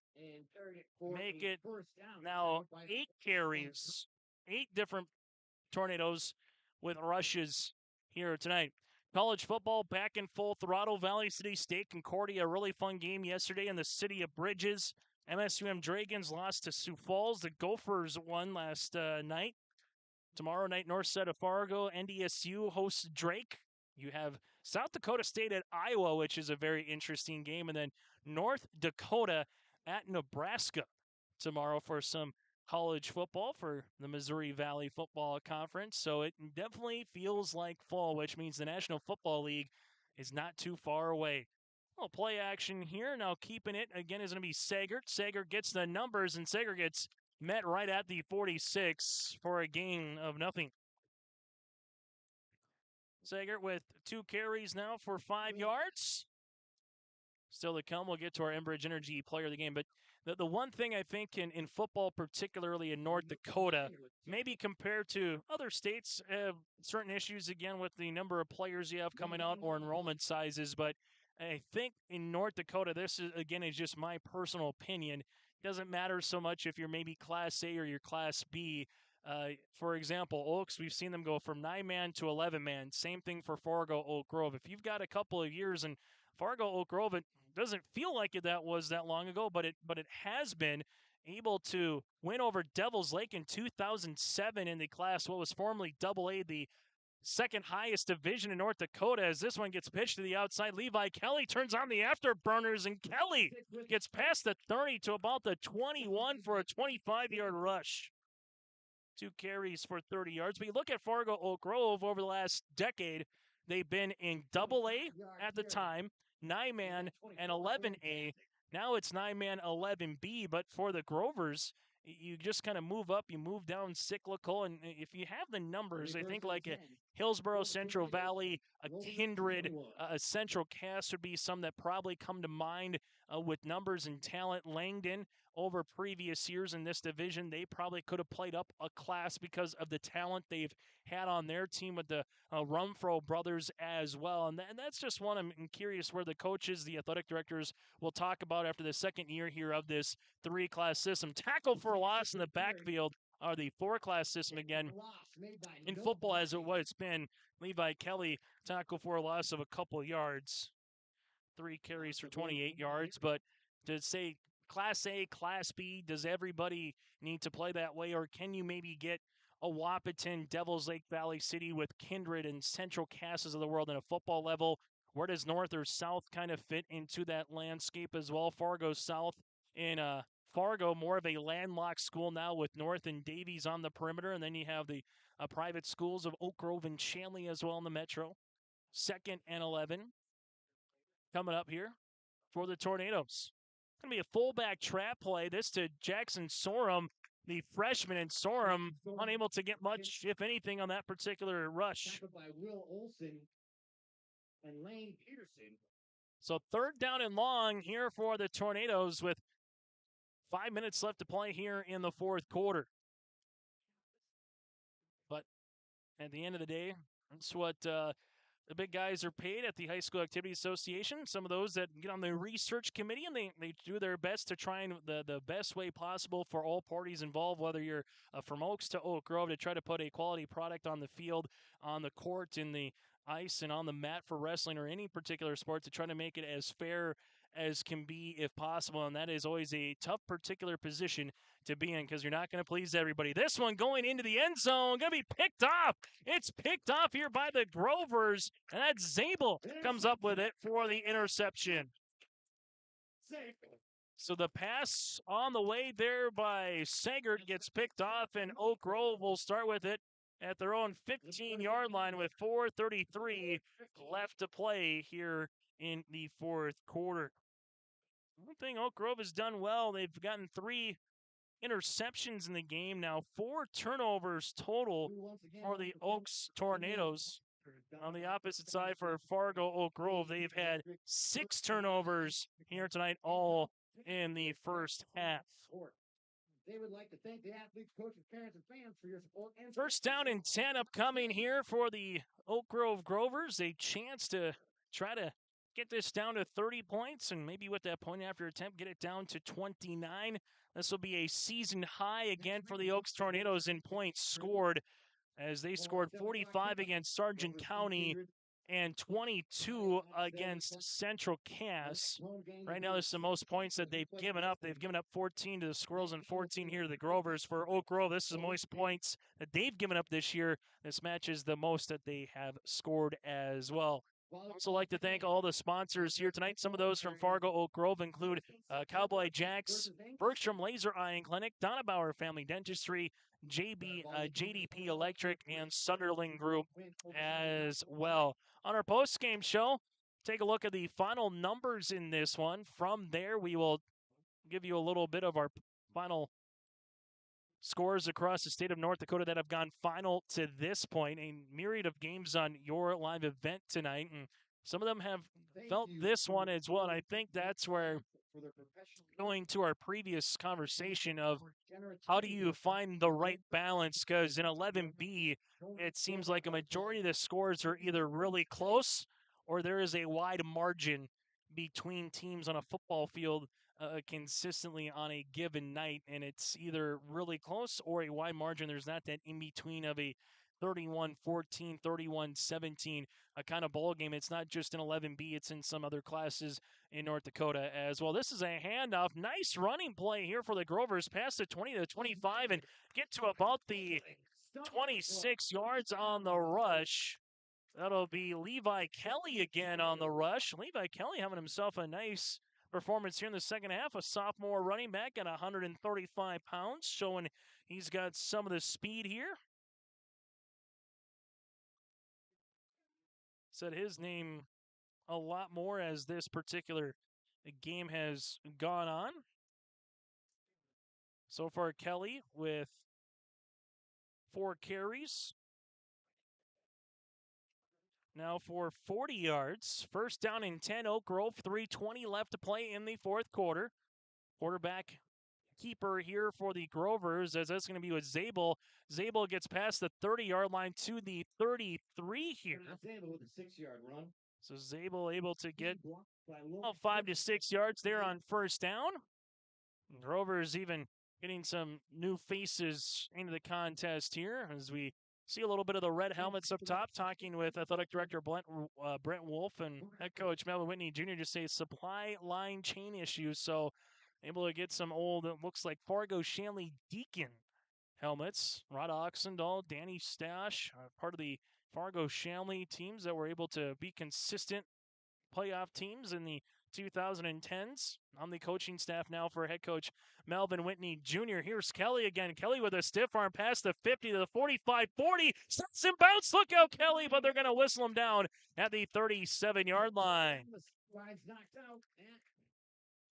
30 yards on the rush for Kelly. 5 carries now for 70 yards.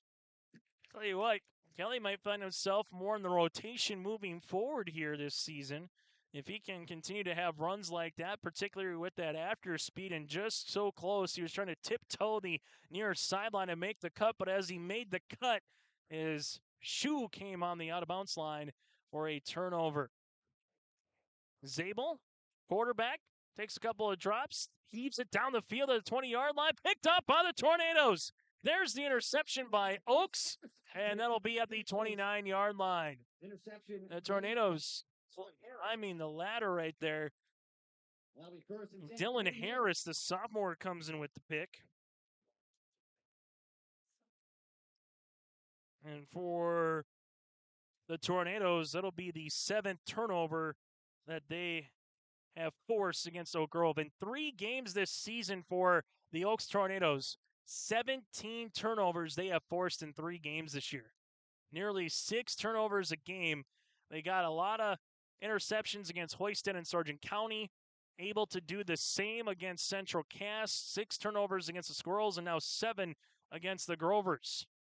This one going to be wrapped up for a tackle. This will be 1 yard on the rush.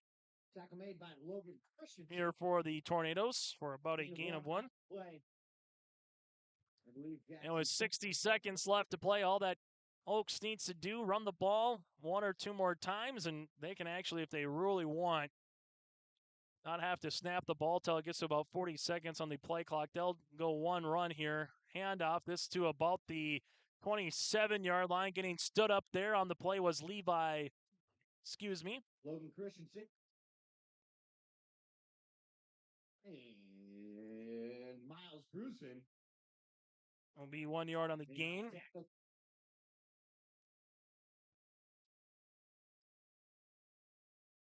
And right now, the Tornadoes will handle it 3rd down and long. Shotgun formation could be the final play of this Friday night. Tornadoes looking to get the ball down the field, getting pressure, and we're going to have a sack. Sagert is sacked in the backfield. Coming on the tackle is Logan Christensen, able to get the sack, and that is going to do it tonight here from West Fargo. The Oaks Tornadoes improved to 3-0 on the season with a 50-14 win over Fargo Oak Grove. The Grovers will drop to 0-3. Our post-game show is coming up next on your live event. Your auto and homeowner's insurance, I can put some change back into your pocket. My website again is chrisheisey.com. I want to be your American Family agent. American Family Insurance. Emery Vistos Implement has been family-owned and operated since 1935. Located in Oaks, North Dakota, they sell CarQuest automotive parts and numerous lines of agriculture parts, from edible bean equipment to air compressors and pressure washers. Plus, you'll have to stop by and check out their Ariat clothing selection at Emery Vistos Implement. Anything you need is under one roof. Stop in just south of Oaks on Highway 1 or go online to vistoimplement.com. That's vistoimplement.com.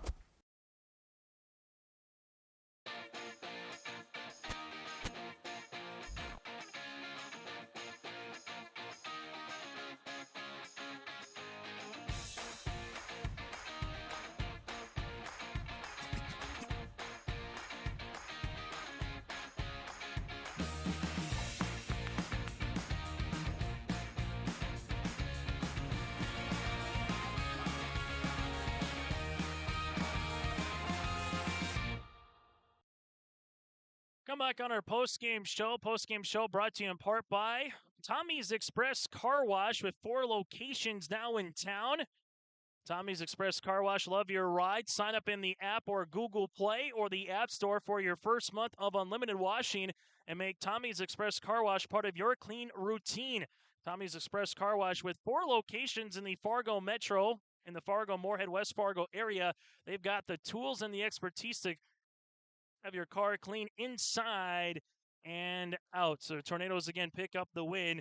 There were 11 turnovers in this game combined, which is ironic because that's what happened last week in Oaks with Central Cass and the Oaks Tornadoes. But Same thing, Oaks with the less amount of the turnovers, 4 in this game, 2 in the second half, 2 in the first half. Grovers with 6 turnovers in the first half, 1 in the second. Xavier Vossler, 123 yards passing, 4 touchdowns, 1 rushing touchdown for 5 scores in tonight's game. Sumby with 2 receptions for 58 yards, 2 scores. Heim with a receiving touchdown alongside with Skoglund here tonight for the Oaks Tornadoes. Leading receiver for the Oak Grove Grovers was Peterson, 3 receptions for 57 yards. He's got a little bit more in the rhythm in the second half of play. Donabauer with 9 carries for 42 yards. Meidinger looked awfully good in the second half as well. And the rushing touchdown coming for Olson here for Fargo Oak Grove in the second half for the rushing touchdown here for the Grovers. So that's a look at some of your highlights here in this contest. Oaks 36 points in the first quarter, 14 in the second, scoreless in the third and fourth. For Fargo Oak Grove, scoreless in the first half, 14 points in the third. Touchdowns again by Donabauer on the rush, and then he also had Olson with a rushing touchdown. No points in the fourth quarter for the Oak Grove Grovers. When we come back after this, we'll get to our players of the game and our precision play of the game. That's all still to come on our Tommy's Express Car Wash. Oaks 3-0 on the season and 3-0 in Region 1. So the Tornadoes, the #1 team in Region 1, no matter what happens, because Kindred, for example, this is only their second Region 1 game. Northern Cass will drop to 1-1 on the season. The Squirrels will improve to 2-1. So we're starting to see what Region 1 is going to look like here throughout the rest of the season. But again, the Tornadoes improved to 3-0. The Grovers dropped to 0-3 here in West Fargo. Our player of the game and play of the game is next. This is Chris Brecken from RDK Enterprises, your local precision planting dealer. I want to take this opportunity to say thank you to our growers. Your trust and fellowship is the driving force behind our dedication to your successful farming operation. We continue to invest in the education of our team to ensure your customer experience is outstanding. Thank you for the opportunity to be your planter experts. Stop by either of our locations in Hillsboro or Drayton, North Dakota, or visit planterdoc.com. My name is Jared, born and raised in Minnesota, and I'm a project director at Enbridge. Enbridge is more than a pipeline company. It's a company participating in renewable energy projects in Minnesota and abroad, and I'm really proud to be working here. We believe a cleaner energy future is achievable. For over 20 years, we've been early adopters of renewable energy, and we're proudly committed to net zero emissions by 2050. To hear more from Jared, visit enbridge.com/Jared. That's JERRID. Kate's Kennels, located in Castleton, North Dakota. We offer boarding for all of your furry companions. Whether you're going on vacation or you have an emergency, we are here for you. We know they are a member of your family, and we will treat them as if they were one of our own. Kennel tours are always welcome. Check us out on Facebook at Kate's Kennels or visit our website at kateskennels.com. Give us a call at 701-347-4176 for all your furry friend boarding needs. Let's continue on our Tommy's Express Car Wash, our out-of-town scoreboard. Rugby 18-6 over Sargent County in a non-region game. Rugby right now leads the Bulldogs. You have Valley City over Watford City after 3 quarters, 42-7. Final Lisbon over EEK, 46-0. So the Broncos go to 2-1 on the season here tonight. Also, some scores continue to roll in. Bishop Ryan all over Kenmare. Velva Garrison 28-8 over Delax Burlington. A final tonight out west, New Salem Almont over Central McLean, 44-0. That game has gone final. And right now it's 35-0 Davies over West Fargo Cheyenne at Fargo Davies High School. That game looks to be a rout right now. End of the third quarter, last score, Hillsboro Central Valley over Carrington, 38-7. And Mayport CG leads Richland 24-6 entering the fourth quarter play. So those are some out-of-town scores as well here in this one. Let's get to our RDK Enterprises Precision play of the game and look over at our cameraman. And I think, Reggie, we might have to go with the block punt for the touchdown by Christofferson there. I think that might be the play of the game in this one. Landon Pasick had the first block punt. And then the second block punt came in for a touchdown with 2:53 left to play in the first quarter. Joe Schaefer made it 36-0 Oaks with 2:53 left to play in the first quarter. That is our RDK Enterprises precision play of the game. RDK Enterprises wishes you a safe and harvest season, and they thank you for your business. Go online to planterdoc.com. That's planterdoc.com for more information. On our opposite side, our Enbridge Energy player of the game, it's pretty easy to maybe make a case for Vossler here for the fact he had 5 touchdowns. Did have a couple of interceptions, but he found ways to complete passes to a myriad of different players. Sumby, 2 receptions for 58 yards and 2 scores, was the leading catcher in that category. And I think you got to give a tip of the cap to the offensive line. They did enough in this game, but maybe a squad that doesn't get enough credit is the defense overall with 7 turnovers and then 2 blocked punts, where Oaks pretty much the entire first half started in Oak Grove territory. So special teams, a little bit of defense, you add a little sprinkle of Vossler, 5 touchdowns, and that is our Enbridge Energy players of the game in this one. Energy for life. Learn more at enbridge.com for career opportunities. That again is enbridge.com for career opportunities. So the Oaks Tornadoes improved to 3-0 on the season. The Tornadoes will play a non-region game at Park River area next week on Friday. Then they will play the Lions of Lytton HMB at home for their next home contest on September the 16th before Kindred on the 23rd of September. That's the next 3 games for the Tornadoes. For the Fargo Oak Grove Grovers upcoming, they will play at top-ranked Kindred a week from tonight. Home to the Lisbon Broncos on the 16th, then at EK, and that'll be upcoming on the 23rd in that one here for Fargo Oak Grove. So Oak Grove now 0-3 on the season. The Tornadoes, they improve to 3-0. So that's a look at what is coming up. Thanks again to all of our sponsors here tonight. Make sure you patronize them. Without them, we would not be here. On behalf of Reggie Funk, I'm Chase Miller. The Oaks Tornadoes improved to a 3-0 on the season with a 50-14 win in West Fargo. Have a good rest of your Labor Day weekend and a good rest of your Friday.